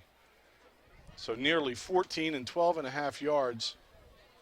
It's a heck of a yards per carry. Now, Isaiah Pacheco hasn't thrown much this year, only 30 times coming in today. Probably had about 11 or 12 this half as they work on that passing game, which may be needed as the schedule toughens up in the future weeks. Tyjair Reese was the player. It's down. He's made his way to the sidelines. I believe he may. I always say this, and coaches like, how do you know? The reason I know he's probably cramped up is they were stretching him, the trainers. There's 2 players that looked like they were getting calf extension stretch. Yep. So you need to come out of that halftime with your belly full of water sloshing around. Maybe some pickle juice. Yeah, that worked one year. Yeah. Got us all excited. Yeah. Tastes terrible. Still no though. Super Bowl. 3rd and 9. Quarterback draw. Nice. Sansalone drew a beeline for the quarterback and brings him down for a loss. So first drive for Clearview goes for negative yards as they lose about 2 on that drive, and they'll be forced to punt again. So most of these punts have been going about 30 yards. Like to see the receivers 35 yards off the ball. So they should be right around the 35, but nobody's back there. and ready, and that's going to get over their head. Nice punt. Garcia takes it. He's hit immediately and dropped. So first time Vineland's been out of position today is the snap goes and the kick goes with nobody back deep for Vineland. A little miscommunication there. Well, and that's going to be something that's going to continue to happen with these players becoming eligible and more people playing vital roles and rotation of people, cramps and injuries, another factor. So great opportunity to be able to work on that. That's why it's imperative to get the second string, third string in, just to get them ready, just in case an injury pops up or, Well, for Vineland, after this one next week, they'll be heading down to Atlantic City team with 3 or 4 wins right now. 6 o'clock start down in AC. That'll be Vineland's toughest challenge of the year. Always tough. There's a give. making a nice move to the inside, picks up a block by Anderson. Garcia tries to dip to the middle again, and he's going to be wrestled down, but looks like he's going to be really close to the first down, and he has it. He actually has it by 3 or 4 yards. Thought he was a little closer than that. And Garcia just runs the play perfectly. You know, he didn't get strung out. He cut up inside that first block, set up Anderson's crushing block.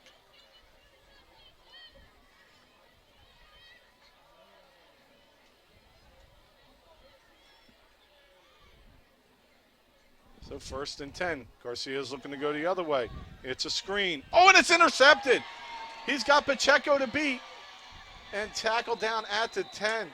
Great job on the play by Sammy Ecubal. Guys with the number 70 on them often don't get to intercept many balls, but that defensive lineman wasn't fooled by the screen. Very nice read by him. It took me a second to see that guy coming over the middle untouched. I'm like, that doesn't happen. And sure enough, he sat on the screen and followed his lineman out. Makes a big interception, gives Clearview a chance to get on the board as they're at 1st and goal at the Vineland 10. So a big test for Cliff Smith's defense right now. Because you know he doesn't take light getting scored on. James Vargo, big running back, straight behind quarterback Blanchard. And it's a pass, and it's complete. And walking in the end zone for the touchdown, Clearview gets on the board. Make it 35-6. Well-designed play. The Vineland didn't press up its coverage there and just gave that slot receiver an easy run in.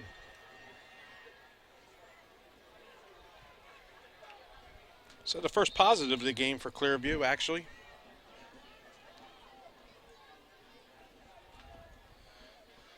So Clearview is going to try to kick it. It'll be Hunter Logan. Good snap, good placement, a strong leg. That ball is bus bound.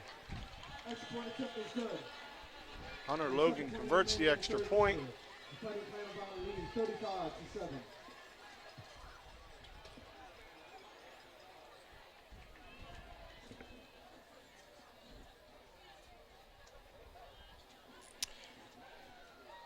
A little bit of a letdown to start the third quarter. Well, none of that happens without Sammy Ecubal for the Pioneers. Just really a smart football play. And he doesn't have the size to really get a push up on that line. So he used his brain and got in a perfect position on that screen pass. So let's see how Vineland responds here. So 7:20 to go in the third quarter. I think Clearview probably has around 20 yards of offense. See if Clearview does something silly here with this kickoff. I don't think they would. Vineland thinks they will. I mean, as a defensive coach, you come in every game wanting to pitch that shutout. And when you're your back's up against the wall, with the Clearview had the ball basically on the 10-yard line. All the way back to the 1. This return's going to start from, and it's going to end at the 5. But there is a flag. It looks like possibly a face mask. Vineland may start at the 20, but right now they're at the 5. Have to see the penalty call.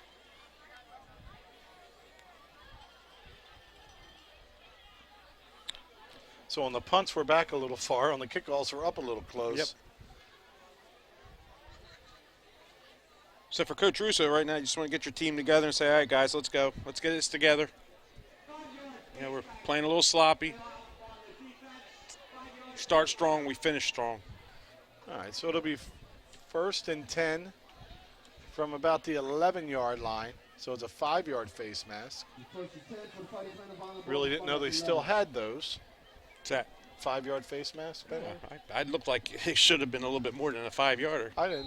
It must be an option if they called it. I'm just saying. Because I'm confused because I thought I'd hate to see what the big penalty is, because he actually you got to come out with a head. Nice handful. Anderson through the middle. Opening, dips to the outside, the inside, spun and wrestled down after a gain of 10. Coach Russo going back to the horse that's got him here.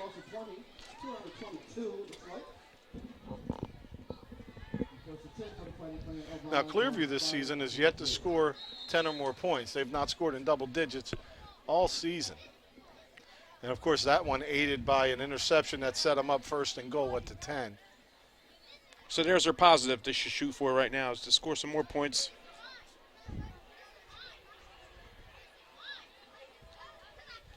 This time, the hole's a little bit more to the outside, and Anderson kind of slid with his lead plant foot. But a nice gain. You ho-hum a gain of 5. That means your offense is really doing something. Yep.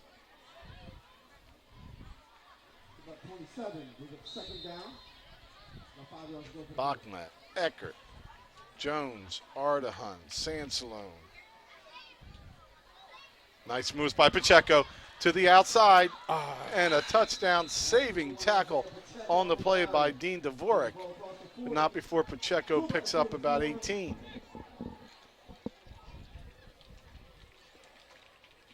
I'm just taking a look at the stadium. I tell you, in the field, you got to commend the Vineland Board of Education and the groundskeepers and the maintenance guys. I mean, they keep this field still the best field in South Jersey.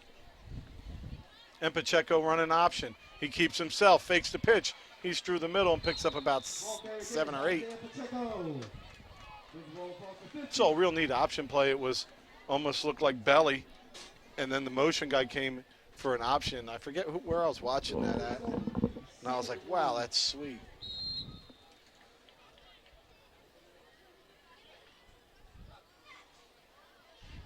So Vineland slowing it down a little bit with this big lead, 5:35 to go. So basically, Clearview is just looking to capitalize on Vineland mistakes, because obviously they cannot stop the run. Here's the run to the top of the screen by Tall Kennedy. I don't know if he was down on that. I don't think his knee hit. And there's a flag down. We know that for sure. He's down about the 47. There's a flag on play.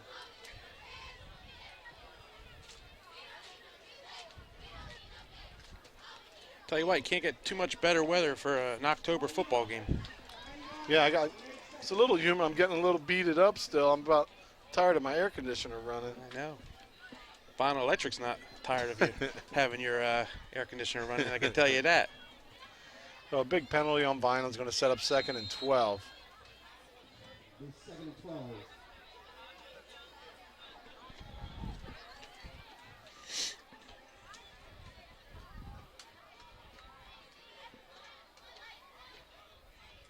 Pacheco to throw.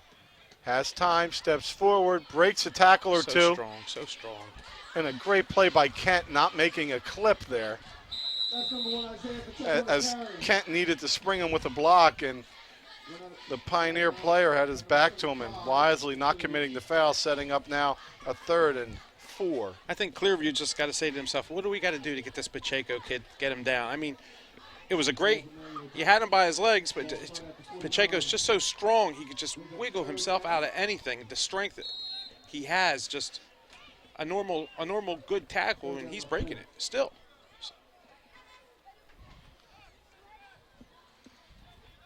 So it's Kenton Reyes at the bottom. 4 receivers in for Vineland. Here comes pressure off the top of the screen. There's a give through the middle. First down and a little bit more, as that handoff went right inside that corner, blitzing. And it looks like Reese's, oh no, that's going to be Hill. Excuse me, Timmy Jones. Ladies and gentlemen, please clap it up for the Vineland Midget Football League and Blitz players and coaches who are in attendance today. Yeah, it's becoming a community, as we hear Elliot DeShields mentioning. Good luck in your games this weekend.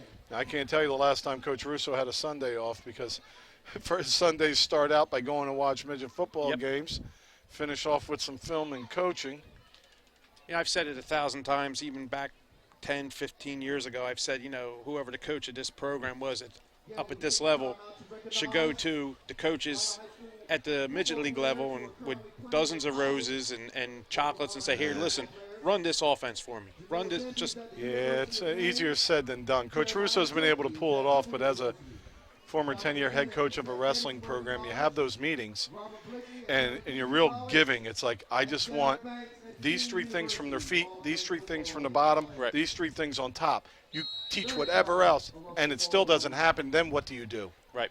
So if you're not there every weekend and make the time and sacrifice from your family and your team Yep. to instill it, like I said, it's easier said than done. And, a lot of times there's a lot of egos in youth coaching. Yes, sir. I know in being involved in other sports, everybody thinks they should be coaching at the high school, and it's not the case. Garcia buggered up a little bit, finds some room to squirt through. Can he outrun the defense? Is he going to get in? And he does after being tripped up in the first half, right What a at the nice goal run. line, and he's tripped up in the end zone. But J.P. Garcia with a 40-yard run. Nice run.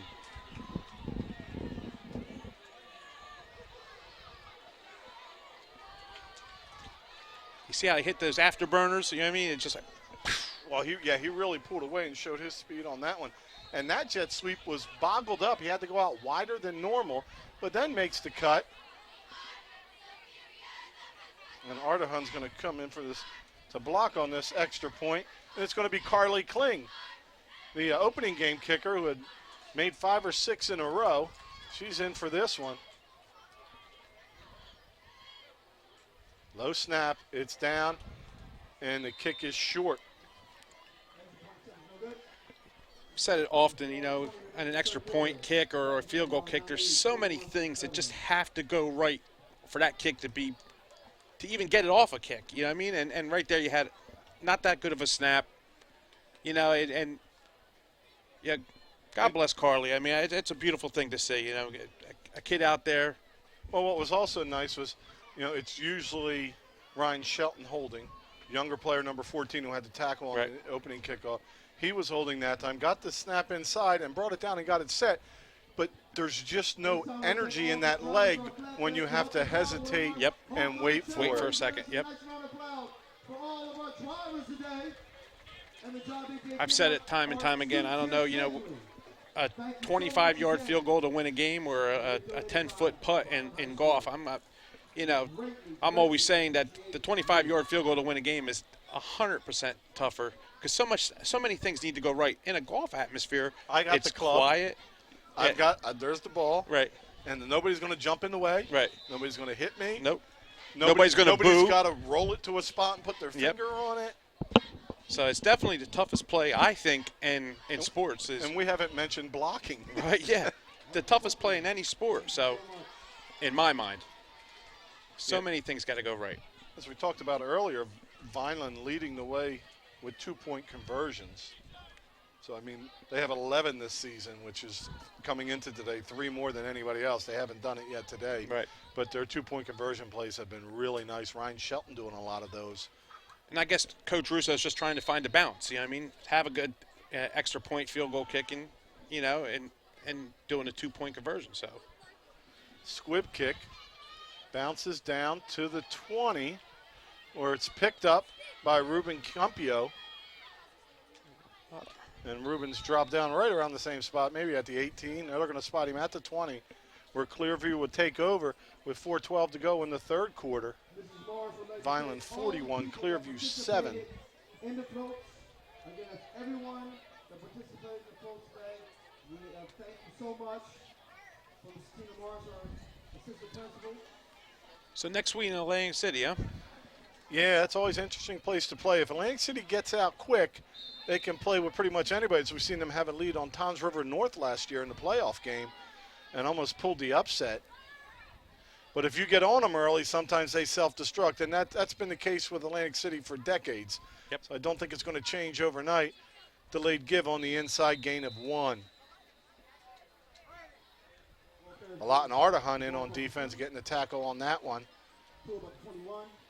See, that's what I like to see. I like to see, on the sideline, they're working on the snap, working on the hold. And that's important. That's important. It didn't go well, the extra point, so you go to the sidelines and you work hard to make it better. That's Jacob Rep down there snapping. Confusion. Way to come up.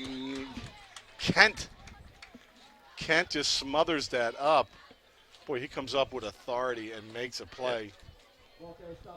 Wanye Kent just really, it was a few games ago, so before the Cumberland game, the last time we were here, he really pretty much took over a game for 4 minutes. 3 tackles for loss, an interception, a touchdown reception. Kind of, I believe we go back a little bit. Could even be the opening home game. But it was a tight thing, and we opened it up against Bridgeton because of Kent. Short pass complete. Vineland comes up to cover. Big hits, big tackles. Nice job by Isaiah Blakely. I'm going to see where they give him the forward progress. Very close. Oh, it is a first down. I don't know if I agree with that. Generous spot, but so be it. See, I thought he broke free in the middle. Yeah. And when Blakely hit him, established a new forward progress, which was a little short. But That's first down. And sometimes you get those things. As Vineland, we know we've had some weird penalties called when we had bad teams. Anderson tips it, and it's going to go incomplete. Trying to tip it to himself to take it to the house.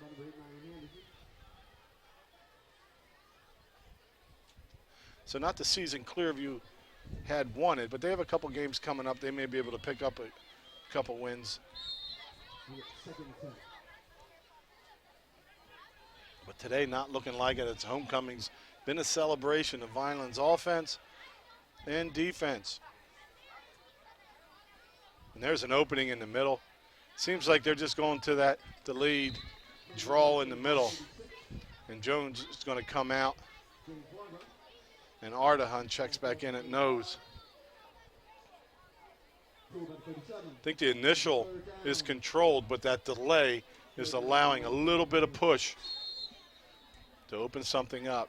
So 3rd and short. Anderson presses. Anderson's picked up. The quarterback is also picked up, as brought down on the play. Sanzalone and Reyes combine as Sanzalone's going to come out. Jones is checking back in. Ardahan will probably roll out to the, it's punt time. So they're all right. 4th and 8. Clearview went to the well once too many times on that draw play. Well, it took 3 people to stop Anderson in the middle, and that just left a nightmare for the quarterback. Nice punt. Isaiah Pacheco lets it bounce, and he takes it at the 30. Straight arm, moves back around, trying to break a tackle. Good job by the Pioneers to stop him at the 27-yard line, where Vineland will take over with just 1 minute and 9 seconds left in this 3rd quarter. Would have liked to see him step up and catch it in the air. Yeah, catch it in the air. But like you said, always play to the caution side of the play. A key will sound in the girls' bathroom. You're missing a key. Has key bank on it, on the strap. You're missing a key. You have that to play for the press box. Thank you. To mention Vineland and AC next week, then Vineland back down to the shore for Mainland on October 27th. All those games will be broadcast live on VPS Broadcasting's YouTube channel. So 1st down, Pacheco to throw. Pump fakes, shoots it long, and it's going to fall incomplete. Overthrown on the far side, intended for Powell, who had some good coverage on him, hampering his ascent down the field. He did not bite on the pump. I agree. So in that West Jersey Continental Division, it's Millville and Vineland up top 2-0 in the division, both 4-0 overall, followed by Atlantic City Prep by St. Augustine Prep and Atlantic City. So 2nd and 10, Pacheco himself through the middle, picks up about 9. Ball carrier again is number 1, Pacheco. Had the was at Jim's lunch for dinner last evening, you know, and was talking to different people, and The Millville community's chomping at the bit for Thanksgiving Day. They're already building it up, talking about it. Now, we'll get to play them twice, I hope. Yes. Yeah, because your storybook season on Thanksgiving Day, you took a beating here, 20-point loss pretty much. So Pacheco keeps it himself through the middle, breaks a couple tackles, picks up a first down. Nothing like a gain of 11 hurting your yards per carry. The 1-yard touchdown run is Yeah.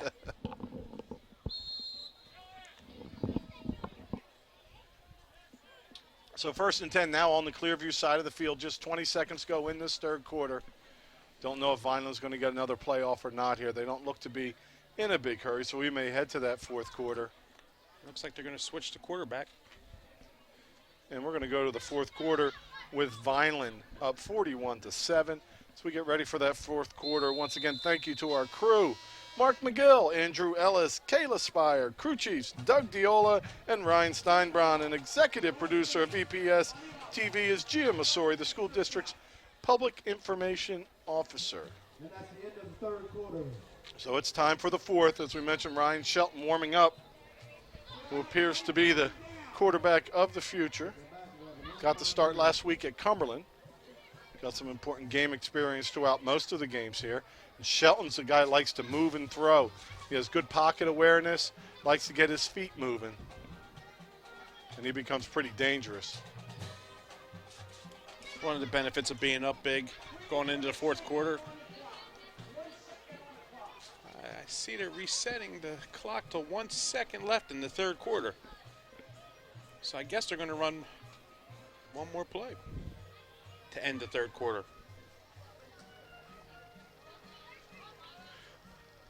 Well, that's weird. Vineland didn't have to. I thought maybe the play clock would have expired. And it's running on the snap.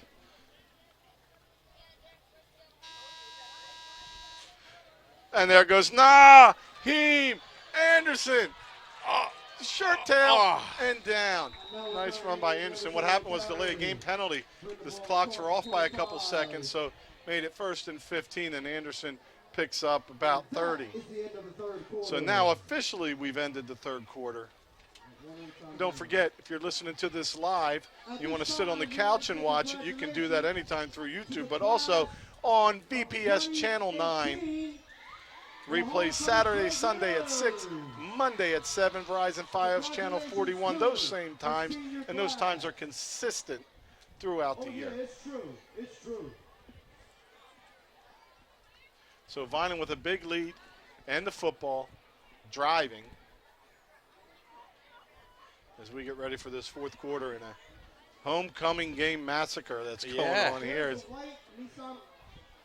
And you talk about the growth of a team. It was just a year ago. Everybody thought Clearview was going to put it on Vineland, and Vineland puts it on them. And now this year, Clearview, a rebuilding team, and Vineland still ascending the ranks. It was a tough playoff loss to Howe, where Vineland experienced something they hadn't all year, a quarterback throwing the ball over 30 times. It was an awful lot to defend. Vineland, through their players maturing, getting better, depth coming up, have gotten so much better in the secondary, yet alone having Jamal Brooks back, Tajay Reese, DeAndre Tall Kennedy, all defensive backs. So Vineland has a lot more depth, but as we saw today, sometimes that causes confusion on that one touchdown. Ryan Shelton gives not much there, but staying on his feet somehow is DeAndre Tall Kennedy. So it looks like he had about 6 people take a shot at him, was able to twist and turn, picks up about 2.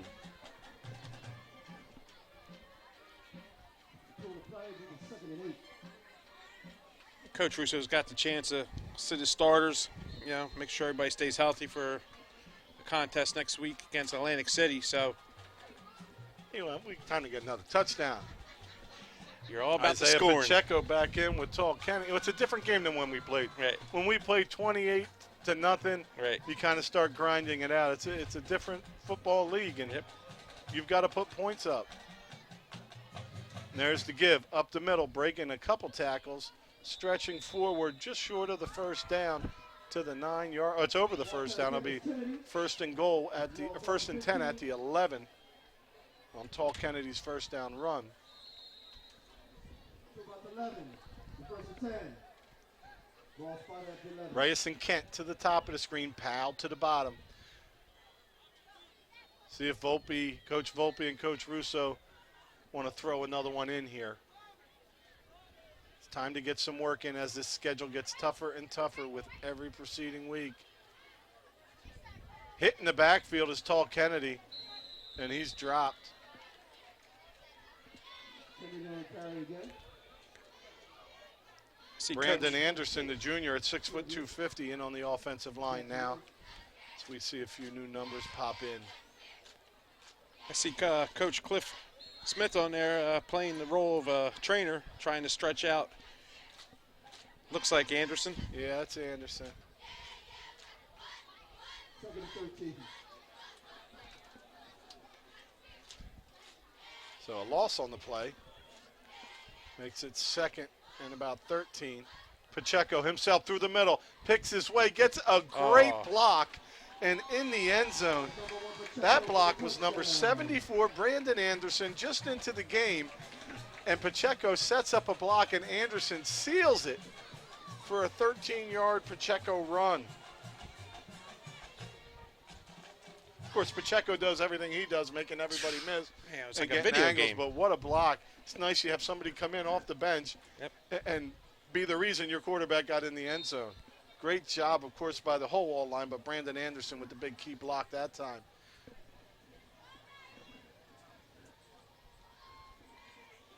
Go. Aparicio's kick is good. A flag hits the field. Fouls on the defense. That flag almost looks pink. It looks a little weathered down there. Oh, it probably is a pink flag. Running into the kicker on the defense. 5-yard foul. That'll be applied on the kickoff. That's not what Coach Peterson said.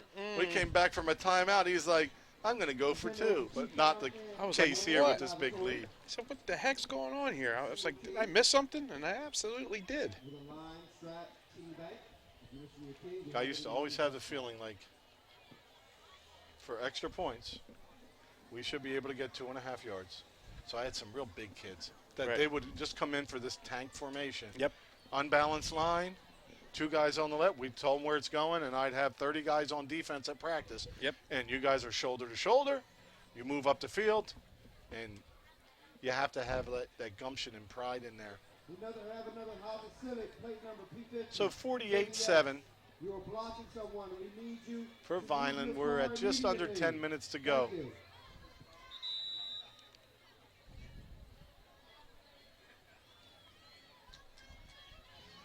Some real nice cars today in the parade. Yes, sir. And a nice, as you mentioned, a nice day for homecoming. Not too cold, not rainy anymore. Perfect. This morning was a little nasty Yeah, out. it was ugly this morning.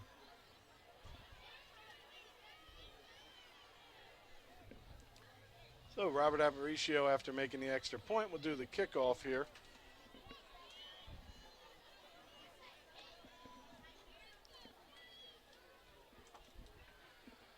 So Vineland has surpassed their average points per game by a 0.5 point now. There's probably a couple more possessions left in this one for them. Clearview looking to score another touchdown to bring their average up. So that's a boom deep to the 9-yard line. There's some room for a return. Aparicio slows him up and then tackled out of bounds, but a great return into the Vineland side of the field, right around the Vineland 45.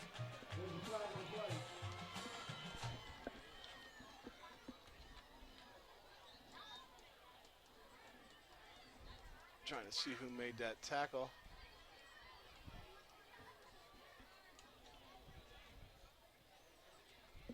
You know, with every good That was football, Chris Miller. Sorry about that. that's okay. With every good football team, you know, you have the kids on the sideline, the managers, you know, bringing the water, the Gatorade, and just doing all the little things that you don't see. You know, you don't think it's important to the game, but it's very important. You know, and you have the managers, Juliana Boardley, Hene Salazar, Maria Fuentos, Sydney Mayhew, and Taisha Ellis. And it's an important part of a team is to have these kids donate their time and also believe into the program too. And false start on the offense. That'll move them back 5. There was a late hit call on that out-of-bounds tackle that gave Clearview another 15 yards to start him at the 31. And a third false start penalty.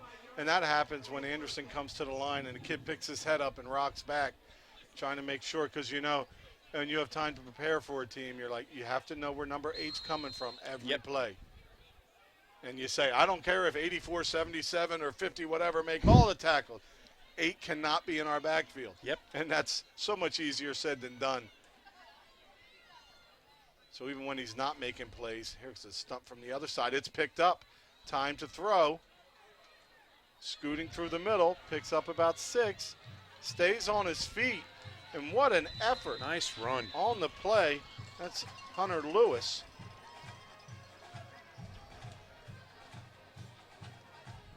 So now you don't want to be standing near Coach Clifton Smith. Because that defense now with the penalty and then a 15-yard run. That's not a dude I want angry. That's 25 points and 25 yards. Ball clock 21, first and 10. The last 2 plays. Oh, a little confusion in the backfield. Yeah, you do not want to get Coach Smith angry or his pit bull, Coach Jose Guzman either. False start again, so it'll be another 1st and 15.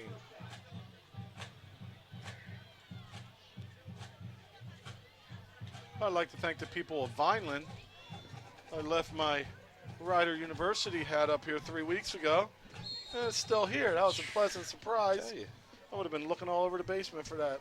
Ball's loose on the ground and dropped. Big loss of about 12. And without even looking, who do you think got that tackle for losses? 3rd or 4th on the game? I'm going to say number 8. There's an 8 in it, but Reyes with his another tackle for loss, 84. So now Clearview's starting back further than this drive began. You caught me. I was looking at your hat. Trying to figure out how to get it out of here without you noticing it.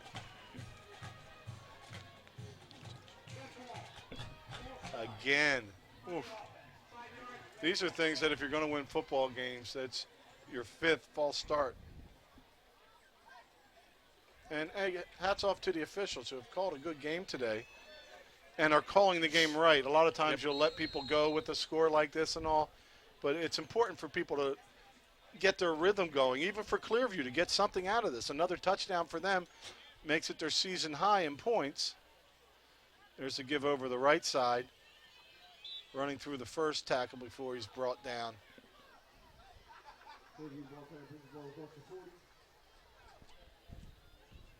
It's like Broom on that stop. 37 was a 3rd down. Elijah Jones out. Ardahan in. And if I'm Clearview, I don't even try the top of the screen with Reyes there. Now you have Anderson and Reyes up there. They've got to look to the bottom. Yep. They send motion to the bottom, and they run to the bottom. Kent turns it in. Kent doesn't make a tackle. Reyes comes in to make a tackle along with help from Broom. But it was Kent that set that all up as the running back's trying to get wide. Kent jumps outside, has his hands up in front ready, and makes him slow up and turn in. That's great team defense. So they need to get down to the 12-yard line. They're at the 34. They better call Uber. I think we have a player going down. Oh, a timeout. Timeout for Clearview.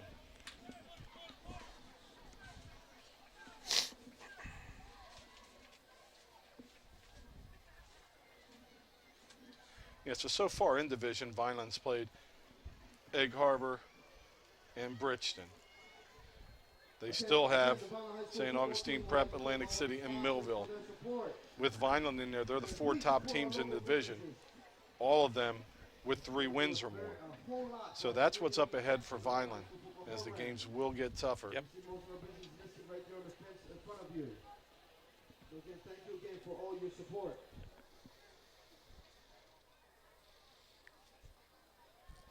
So, athletic director Don Robbins has got to be happy how this program has turned around. You know, to be the athletic director of a winning football team, not just a winning football team, but a team that's being, you know, adored by, you know, the community. You know, it's got to be a great feeling for the athletic director and anybody that's involved in this program. And how about the field hockey team?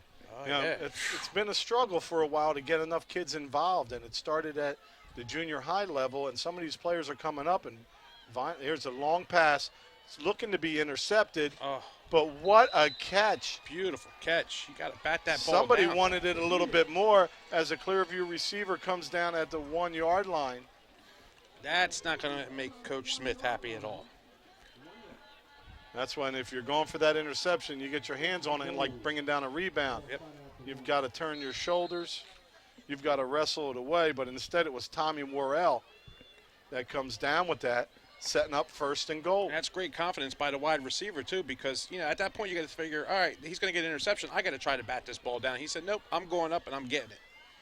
Pressure in the backfield and squirting forward and into the end zone There you go. for the touchdown. So Clearview back on the board with the most points they've scored all season. It's now 48-13 as we wait for the extra point from Hunter Logan.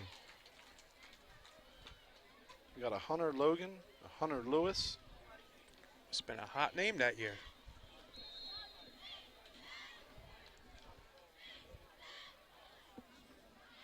So this is Hunter Logan with the kick. Kid's got a strong leg. He drives it through into the net. So now we have a score of 48-14 Vineland. Our assistant principal, Mr. Morris, would like to thank again all the people that participated in our floats. And nobody in the crowd leaving, I can tell you that. Everybody's sticking around, even though it's a blowout. Well, you know what? Like, you don't want to give up 14. You want to just roll over.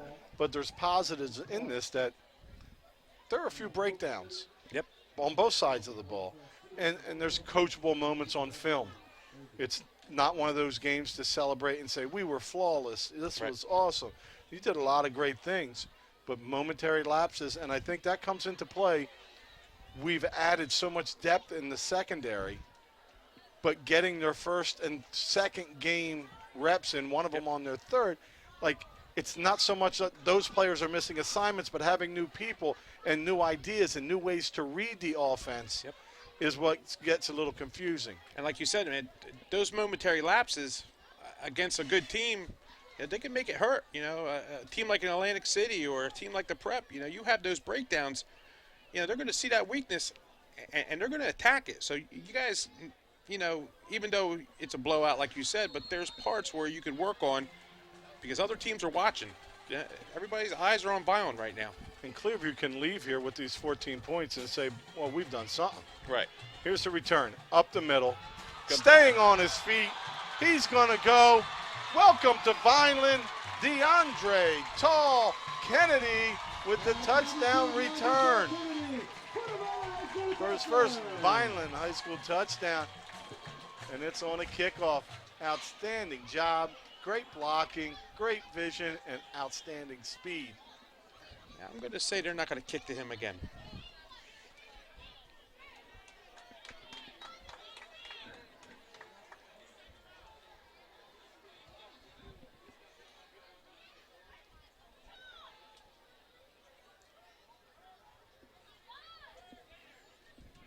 So Vineland comes right back, kickoff return, and now we're at 54-14. 1, 2, 3, 4, 5, 6, 7, 8, 9, 10. There we go. There he comes. Daniel Medina jumping in that spot. So this is going to be Aparicio again. Off to Greif. Snap. And the Shelton hold, and it's good.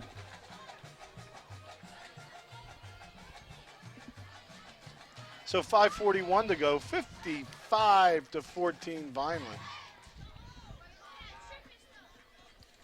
You could get used to this. Yeah. It's been a long time coming. Oh, yeah, definitely. We've been on the Clearview side of saying, hey, we've got 2 touchdowns on one of the best defenses, Right. and we build from that. Yep. And we've done that for a long time here. It's really nice to be on the other side of this. I got to do a little math now, Den. Oh, boy. Let me know if you see some smoke. Well, take your shoes off. No, I'm good. No. I got that handled. Thank goodness I didn't have to carry a number. But now we will have a running clock. So with 5:41 to go, the clock will only stop on timeouts and injuries and touchdowns. Yep. I'm interested to see what's going on in that grill across the horizon there. I mean, the guy's been grilling the whole game, so it's got to be something good over there. And he's inside the stadium, which means that may be making its way to a concession stand somewhere. But it's not making it to the booth. Sometimes. You got to do like Richie Ashburn used to do Betty with Harry Jones. Callis. You know, I haven't seen the I don't even want to say it name. We'll say the Villars because they're a 3-time sponsor with their different businesses. But I haven't seen the Villars or those wonderful cookies. Yeah, and then all of a sudden you get a little bit. I could go for a bagel right now from Bagel University. 5:41, squib kick. This one's picked up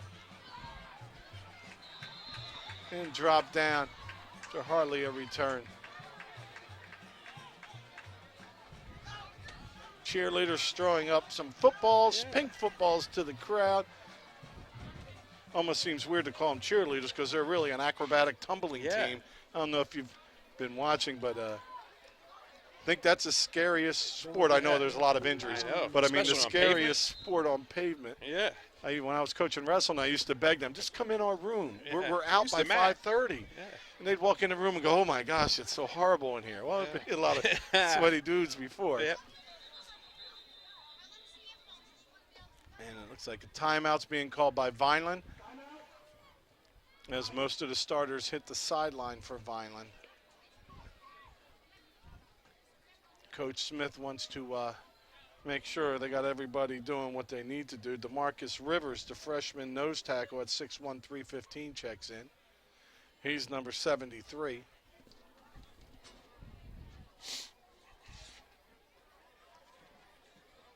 And the all-level wins just keep coming. Yep.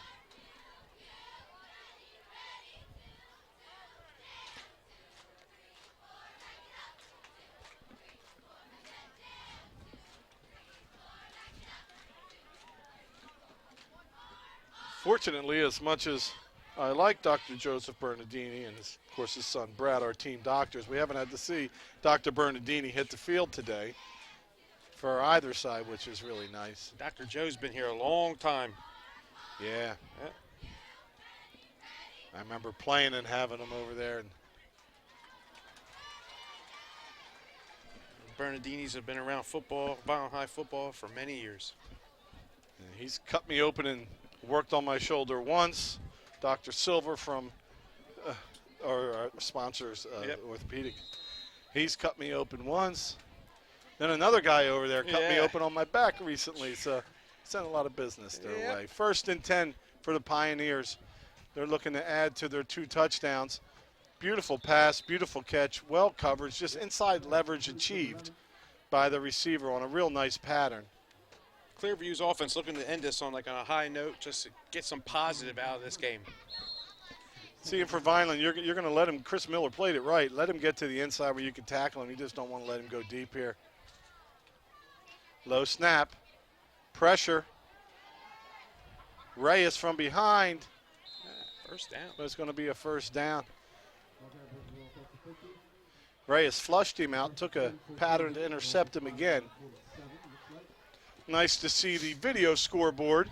We haven't been here in a while, but the one time we were, it had a little bit of issues, got whacked by some lightning, but a great job by everybody, Vineland School Board, School District, our athletic maintenance people, everybody getting, electricians, getting that thing going. It looks wonderful today.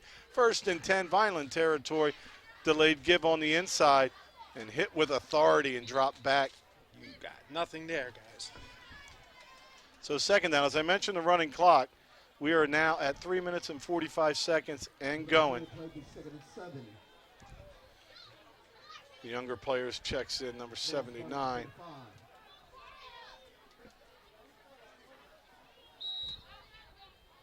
And at nose tackle, I don't know if that's Sean Gibbons or not. I know he's added to the roster this week. This play's taken an awful long time to get going. Clearview to pass. Oh, there's pressure right up the middle. Great job by 79 coming in. Flushes him out. Bad route taken there. Stepping out of bounds. That bad route was by the tackler, who didn't engage at the earliest point and played a little flat, giving up that first down with 2:55 in running. Justin Cardona checks in. Got Rivers at one tackle, Cardona at the other.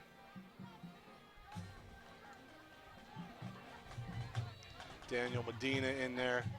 Of course, Blakely's still in. Otis Harold, who's returned to kick earlier this year, in there. Chris Miller, he's in a lot. It's going to be overthrown, just overthrown. And I'll tell you what, nice push by the nose tackle these last two plays. Unfortunately, my freshly updated roster didn't go deep enough.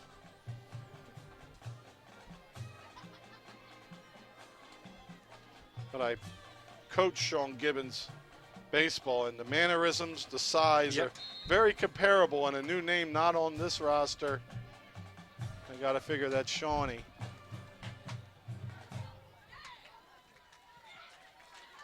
Short pass.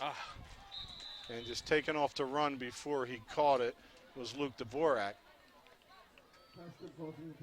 So I look through the stands, it's good to see, the younger generation, the kids, sitting here watching a sport, watching football, not sitting home, just getting involved in the community, watching this team grow. And what's going to happen is, the kids that are sitting in the stand are like, you know what, man, I want that. I want to be a part of that. Back to pass. There's pressure. Steps forward. Gets to the outside. Cuts it back in. Now he has some room to the top of the screen. He's touched but not tackled. From behind. Is he in the end zone? And he's going to go. Another score for Clearview, as this one is turning into last year's. A lot of points for Vineland and a big old handful for Clearview as they get in the end zone. Right now it's 55-20. So if they make this extra point, the running clock ceases to exist. There's 1:04 to go.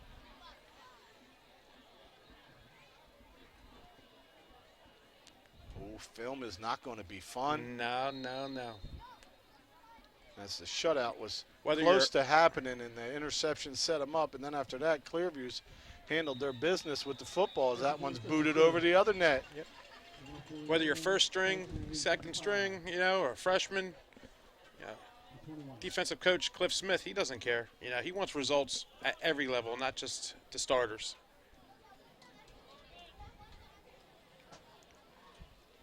And, of course, I'm sure somebody later on will text Coach Smith and say, man, 21 points. I'm not going to say any names.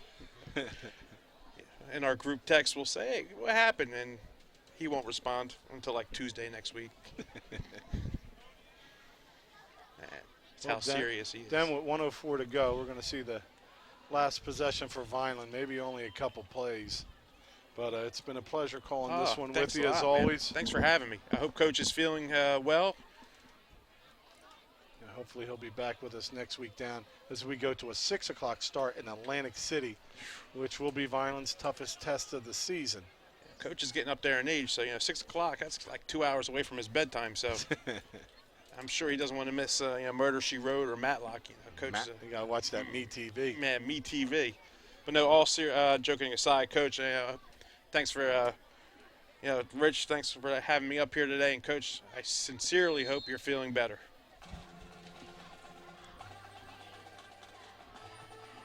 Another boot by Hunter.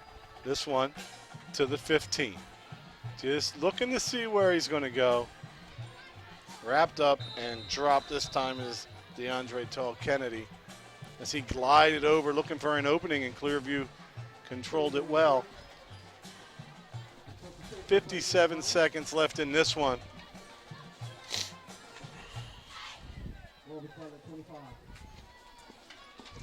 Well, I thought today may have been the shutout, but No. that went away.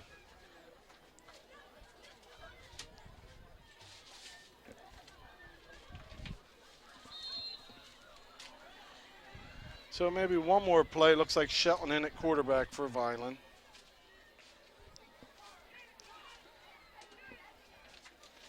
.57 seconds. Shelton directs traffic.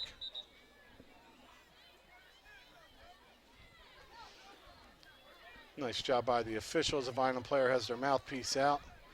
Tells them to put it in, and we're ready to play football. There's Tony in motion. The freshman with the ball. Spins out of a tackle, but falls forward a gain of about 2 with 49 seconds to go. Jonathan Tony at the touchdown at Cherry Hill East on his one carry, like an 18-yard run. I think he had 2 carries 2 weeks ago at Cumberland. As you talk about getting a look at the future. Yeah.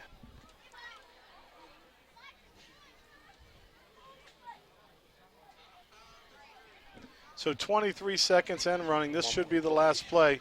Shelton is going to give in the middle. Brought down after a 2-yard gain as we hit 10 seconds. And that's going to do it for today's ball game. It's going to be Vineland 55, Clearview 21, with the game not even that close to 34 points. But before we say our goodbyes and wrap this up, one more time, thank you very much to our crew today: Mark McGill, Andrew Ellis, Kayla Spire, crew chief Doug Diola, Ryan Steinbrown, executive producer of VPS TV is GM Missouri, the school district's public information officer. Well, Den, that second half, Vineland's offense still continued to do what they needed to do. Yep. We also had a kickoff return for a touchdown as we welcome DeAndre Tall Kennedy. Had about an 80-yard kick return for the last score for Vineland. Before that, it was a 13-yard Pacheco run. And John Garcia gets in on a 40-yard run. And there's those couple of scores by Clearview, but one set up on the 10-yard line, and then just a couple little breakdowns, and one guy out-wrestled another. So things to grow and learn from, but all Vineland, all day as we get ready to head to Atlantic City next week at 6 o'clock. Follow us live on YouTube at VPS Space Broadcasting. Den, any last words? No, I just want to say thank you very much for having me today, and I'm very proud of this organization, this program, and the way it's going. And, it's a lot of hard work by the coaches, the players, the community. I want to commend Vineland High School as a whole and how they're handling the squad. And it's nowhere but up from here. That's all I can say. And one last thing, let's not forget to congratulate all the Miss Monogram contestants, but especially Miss Dela Cruz. And this is Rich Scarpa for Dennis Blau. We'll see you next week at Atlantic City, 6 o'clock, where your undefeated Vineland Fighting Clan will take on the AC Vikings. See ya.